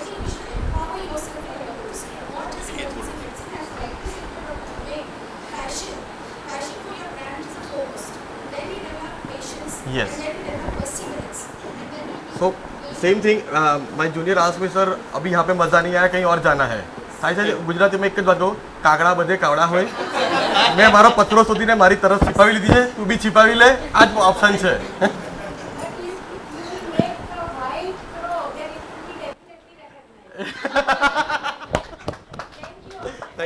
Thank you so much. Thank you. No, actually, I was about to mention that in US, there's something called as ER scribes. So the scribes, they take their laptop everywhere, and whatever you are taking the history, they will automatically write. So you don't, that burden of documenting it reduces. But then Kamath ma'am rightly said that the struggles are everywhere. So. Sorry to, it is out of context there, but as of now, current situation is troubling all around the world. I am using that software in my clinic, EcaScribe. Okay. It is beautiful software, Okay. and you can use it on your phone also. So if you are on in ER and you start EcaScribe, whatever you do, it will record and it will give a summary. Yes. It is a very nice software. I am using it. Yeah. Yeah. Anyways, thank you. Can you please hold on? Thank you all for this very energizing discussion. I would like to invite the chairpersons to facilitate the panelists and the moderator for this session.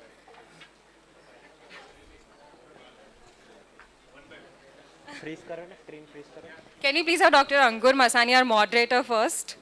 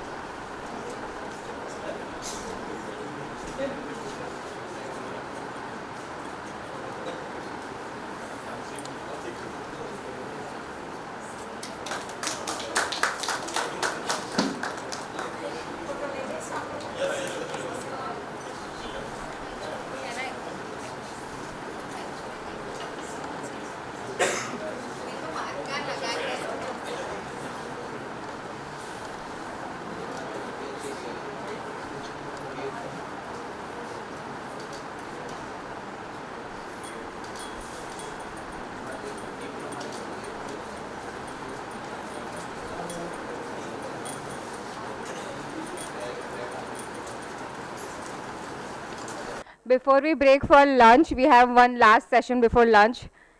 Uh, we heard about recent advances in ATLS.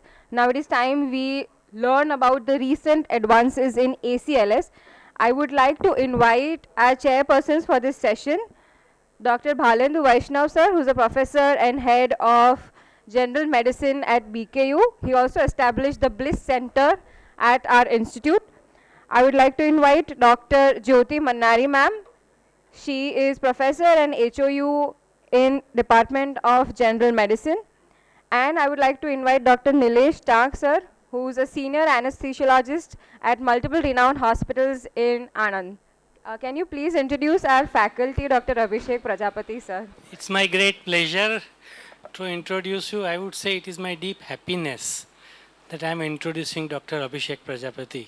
I think all those who are in the field of critical care medicine, pulmonary medicine, ultrasound, for him Abhishek doesn't need any introduction because he has done a lot of work right from organizing workshop, training. You can see his brief CV here, and he's going to teach us the basics. We are all senior faculty, and sir, we look forward to learn from you because we might have taught him or others two decades back, 3 decades back what was there at that time. But today we are learning and we'll definitely benefit from your talk. Thank you. Thank you, Phalendu sir. It's my also pleasure to have a sir, madam, and sir as my chair. Uh, can say I have been upbringed by sir and madam here. So without wasting time, I will be discussing on the basic recent advance in ACLS. So I have kept my slides very practical and no any boring study slides. And so on October 2022, October 22, 2025, recently only, there is an update of to ACLS from AHA, and there are some significant changes. So only those changes I have included here. So the chain of survival in 2020, the chain they have added one recovery after the all the phases, and now in 2025 they have made the chain of survival universal for all the kind of individual, like for adults, pediatric, infants, only one chain. So this is one update. And then in updates of BLS and basic life support, this is the algorithm, right? So what is the change here? So the basic steps remain as equal, but only change is, so whenever required, I think it is not very practical in Indian scenario. In US scenario, they have so much of opioid overdose, and because of this opioid overdose in their Western culture, they have now introduced a naloxone. So whenever we suspect the respiratory arrest because of this opioid overdose, then naloxone should be handy. So naloxone 2 milligram nasal spray it is available, and 0.4 milligram intramuscular injection available. So along with performing our basic BLS steps, we have to give this naloxone immediately, because it will reverse the opioid overdose immediately, and then there will not be unnecessary hospitalization and further care. So this is one update. And so, if the child is like of bigger size, then it should be considered as an adult, and the BLS should be given according to the adult protocol only. Then there is some update about AED placements. So in instead of our conventional one paid here on the right side below the clavicle and the left side on the apex, now there is a significant change. If you want to place the AED plates on the anterolateral surface, so these are how we should apply the pads. So one on the left side below the clavicle, and on the right side on the below clavicle, on the left side just below the axilla.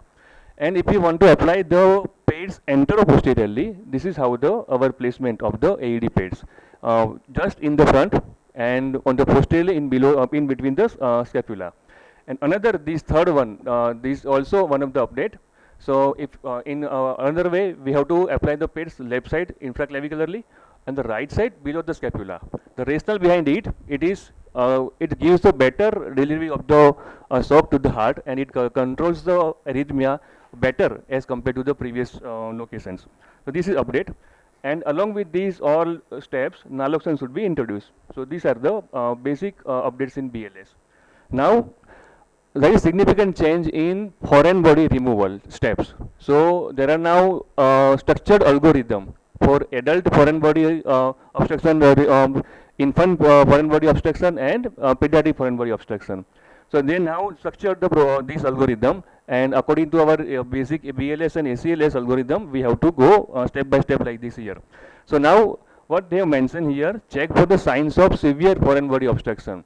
If there is no any signs of severe obstruction, then only we have to ask the person to cough, and by repeated cough only that foreign body will be expelled. So there is no need to these abdominal thrusts. If there are only signs of severe choking, like having an absence of cough, cyanosis, and then change of voice, altered mental status, and then apnea, then and then only our abdominal thrust should be applied. Now, how it should be applied? Like this, right? So instead of only 5 abdominal thrusts till 2020, now it has been updated to slaps or blows on the chest first, or on the back side first, and then followed by the abdominal thrusts. So 5 blows on the back, followed by the 5 abdominal thrusts. So in Gujarati normal lay language, ધબ્બા પાછળ બેકમાં 5 ધબ્બા પાછળ અને પછી 5 abdomen નીચે. Only the exception here whenever there is pregnant female, we cannot give the abdominal thrust. So we have to give the chest thrust whenever the patient is individual is pregnant. Now, this in pediatric basic life support, the steps remain the same. The only change is here the way of giving the chest compression. Previously, the two finger compression was allowed. Now it has been removed from the guidelines, right? Because two finger compression, we were also thinking that this with we were also not compatible providing this two finger compression to the infants, right? So we were also practically logically thinking that this should not be in the our this algorithm. So now they have rightly removed, and the two techniques they have introduced, either by if you are not compatible with the two encircling the two hands technique, one hand with the heel of your hand and give the chest compressions, and if there are two rescuers available, then it is better to encircle the chest of the infant and give the CPR with your thumbs like this. So these are the updates in this BLS. So in infant foreign body removal, the steps are different like these: 5 blows on the back side and then 5 chest thrusts instead of abdominal thrust in infant, 5 chest thrusts, right? And for child, we have to give the same as adult. So in child also previously there were only 5 abdominal thrusts. Now it is 5 back thrusts and 5 abdominal thrusts. Clear? So these are the updates. Now when to stop BLS and when to stop ALS. This is now clearly now given in this update. So when to stop our basic life support means chest compression. These three scenario. Whenever these three scenario, all three are okay, then only we should stop. So arrest not witnessed by emergency medical services personnel, no return of spontaneous circulation before transport, and no AD shock was delivered before transport. If all these three are there, then only we should stop, right? Otherwise, if anyone is yes, then we have to continue the our BLS steps. Now updates about ACLS. So there is no any major changes in performing this algorithm. The only change they have made is this. Zoomed it, they have used the word, we have to use ETCO2 whenever advanced airway has been placed compulsorily. So whenever we have put the supraglottic airway or in our endotracheal intubation or tracheostomy, means advanced airway, definitely airway we have put, we have to monitor our CPR with the ETCO2 connected continuously. And if ETCO2 going low, no any specific figure they have mentioned, they have only mentioned if ETCO2 is continuously going low, means our CPR quality is not adequate. And then the leader or someone in the team should guide the compressor that we should improve our compression quality. So this is a major update and it's an important one update, right? And it should be implemented immediately in our practice. It will be benefited. And now in ACL these steps, there are no as such changes in this algorithm of this non-shockable rhythm, shockable rhythm, and PE or asystole algorithm. Now there are also recommendation when to stop our ACLS steps or ALS. So here 4 steps, 4 recommendations are there. Arrest not witness, no bystander CPR is given, no return of spontaneous circulation before transport, and no shock was delivered before transport. If all 4 are there, then we should stop before even transport. If anyone is yes, then we should continue our CPR till the definite help arrives. Now there is a major change in adult tachycardia algorithm, right? So we have to go step by step in tachycardia and bradycardia in a simple way. How? Whether the tachycardia is symptomatic or unsymptomatic, right? Or stable or unstable. If unstable, then we have to go ahead with our in tachycardia we have to give electrical cardioversion, and in bradycardia we have to go for some drugs as well as transcutaneous spacing. So now in tachycardia algorithm, sotalol is removed now, right? In this algorithm, the sotalol should not be even used. The only 2 drugs now available to control the abnormal tachycardia rhythm, tachyarrhythmias is procainamide or amiodarone. In our Indian setup, we usually use amiodarone only. Procainamide we usually don't use. Even sotalol was also not we were using. So actually for our practically it is not the change. We continue to use amiodarone. And it is clearly mentioned here in this synchronized this cardioversion, how much joules of shock should be delivered in synchronized cardioversion. Now they have mentioned this specific guidelines, right? And for that, this separate algorithm now they have updated. So how much joules should be given? So now if tachycardia symptomatic, and then synchronized cardioversion should be given like this. till last update for atrial fibrillation flutter, right?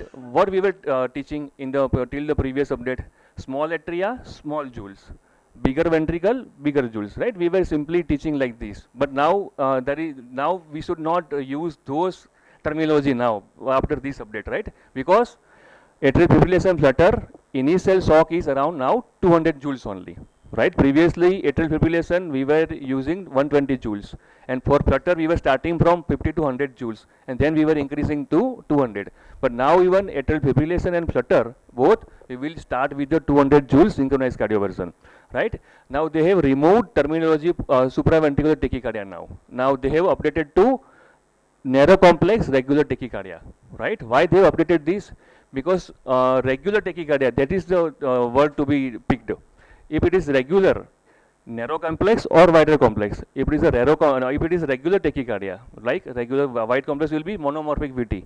In both ways we can give for synchronized cardioversion, as well as if single drug, if you want to use, which drug should be used in narrow complex tachycardia? Adenosine, right? So adenosine can be used in both tachycardias, wide complex as well as narrow complex, but it must be regular tachycardia, right? So here another updates are this narrow complex tachycardia is now the terminology, not the supraventricular tachycardia.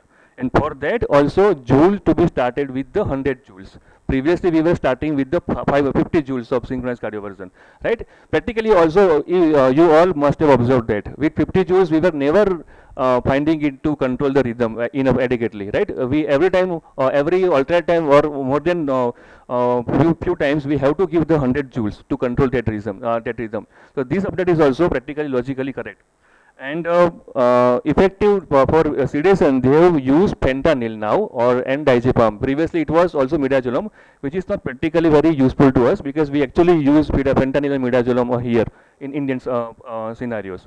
Now in adult bradycardia, this algorithm remains the same more or less.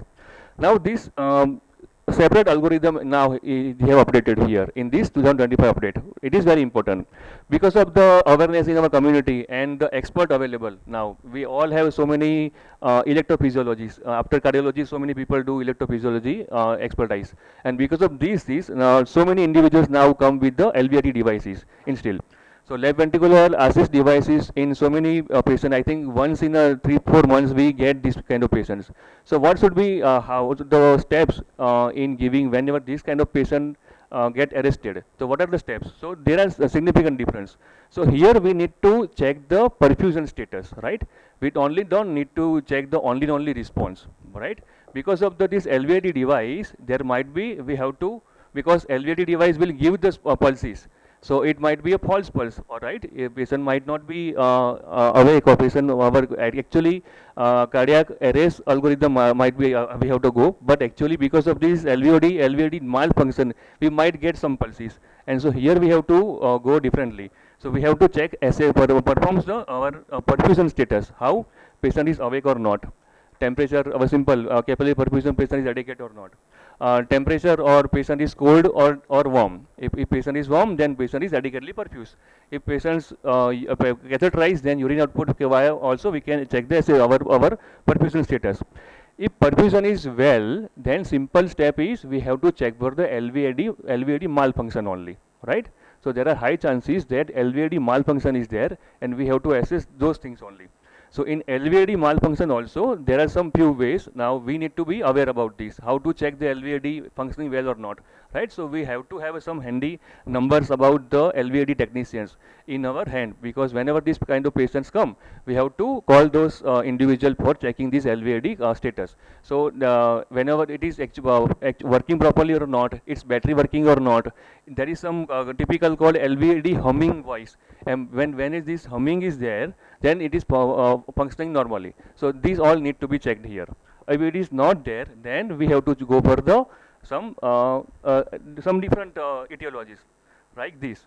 So what are the non-LVAD causes of this poor perfusion? So these are the typical non-LVAD causes like dysrhythmia, hypervolemia, hemorrhage, hypoglycemia, hypoxia, in addition to our 5H and 5T, right? So whenever the two rescuers are available, one rescuer will compress and second one will be checking for these things. and then we need to understand how these LVD devices work, and we should have some basic idea about this. And this cardiac arrest in pregnancy algorithm they have updated, right? So there are some specific points we need to take care here. Because of the pregnancy, we all know, because of the gravid uterus, because of the weight of this gravid uterus, there is an aortocaval compression. So we all know that we have to give the chest compression in left lateral position by keeping some pillow below our pelvis. So there will be a chest compel release of this pressure, and there may be the better perfusion and better circulation by giving the CPR. We all know that in pregnant individuals, CPR we have to give little bit higher as compared to our typical position on the lower chest, right? In addition to this, we need to take care of whenever this pregnant individual, if within 5 minutes, if patient is not revived, then there is an enough evidence that if we need within 5 minutes, if we don't get the ROSC, then it is better to deliver this pregnant mother as early as possible. And if we deliver this in mother as early as possible within 5 minutes, then there are high chances that this mother at least will be revived. In some cases, mother and neonate both can be survived. And for these reasons, for whenever there is pregnant individual, we have to have a team of anesthesiologists or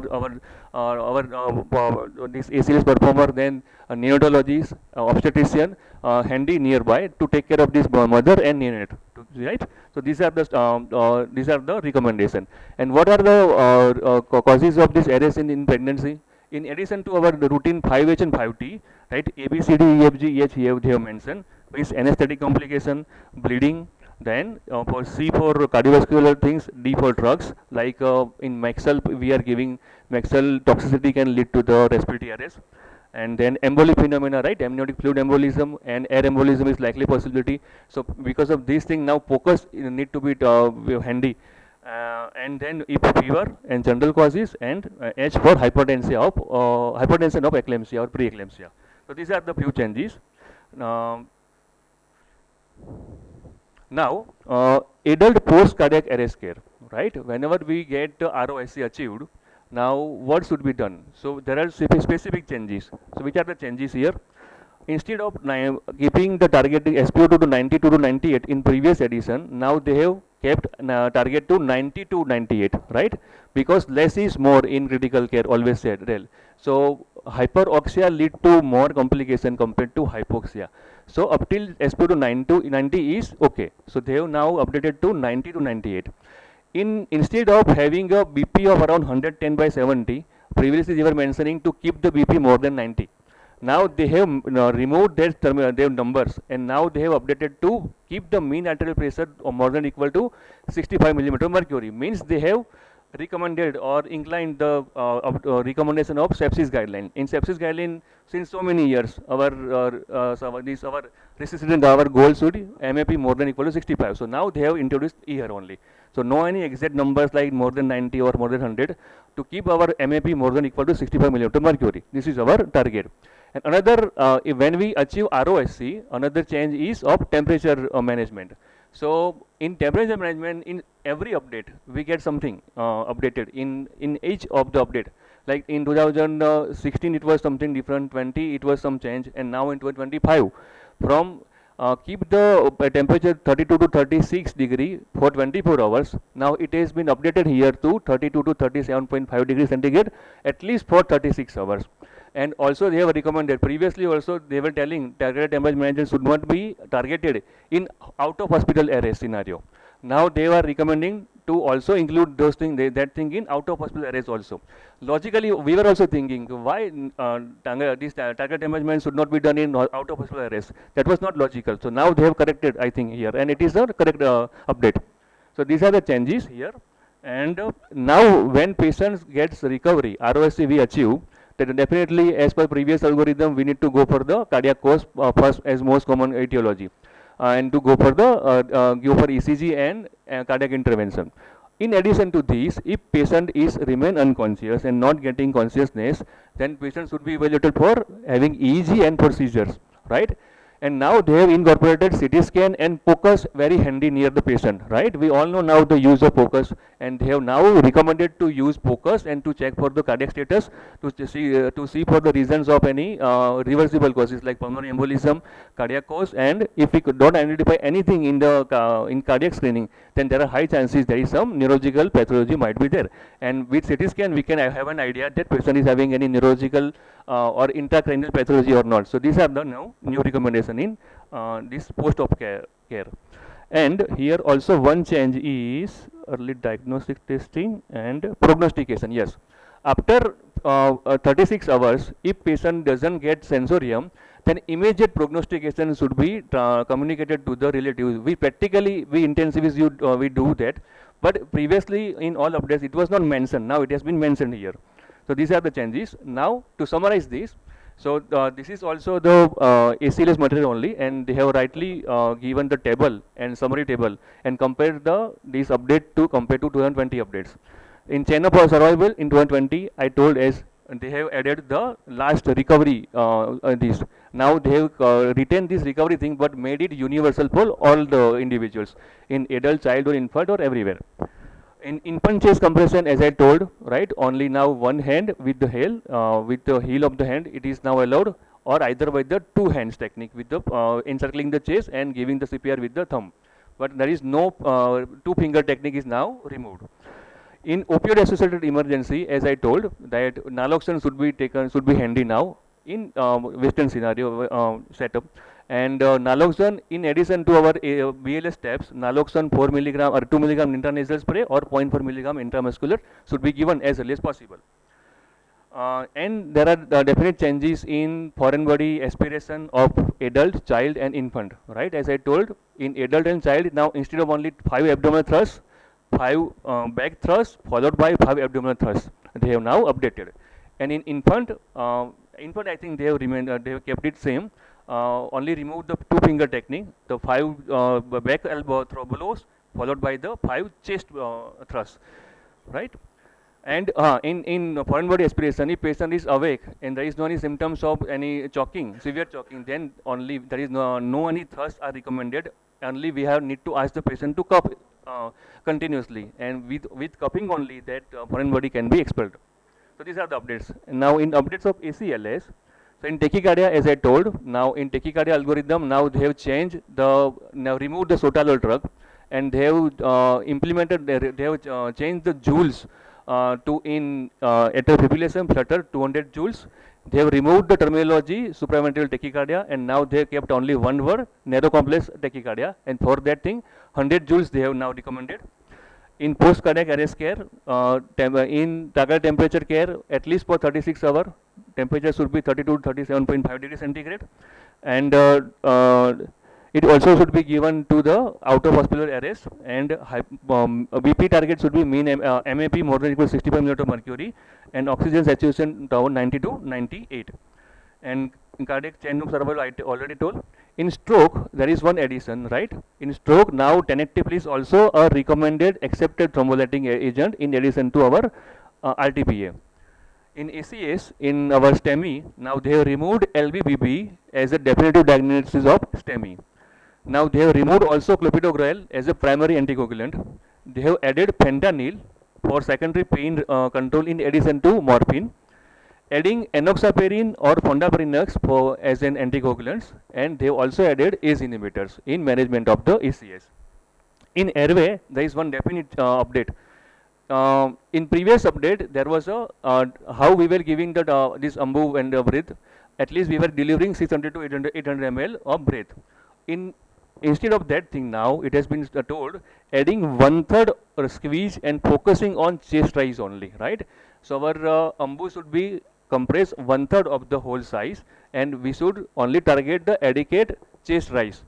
Right, the squeeze the wave 1/3 and 1.5 enough to see the visible chest rise, and remove delivering medication from down ET tube. So now ET tube delivery of the drugs, they have removed everything. So no any drugs should be delivered via ET tube. Previously it was there if we want to give the drugs, we have to give the 1.5 to 2 times the dose of their regular dose via ET tube. But now they have removed that thing in this fresh update. So these are the updates of BLS and ACLS, and with this I will complete. Thank you so much, sir. I would ask the chairpersons to add. Nothing to add. Thank you for the excellent, short, sweet ACLS update. This was really nice. Thank you, ma'am. Any questions from the audience? Okay. I would like to invite the chairpersons to please felicitate Dr. Abhishek Prajapati, sir.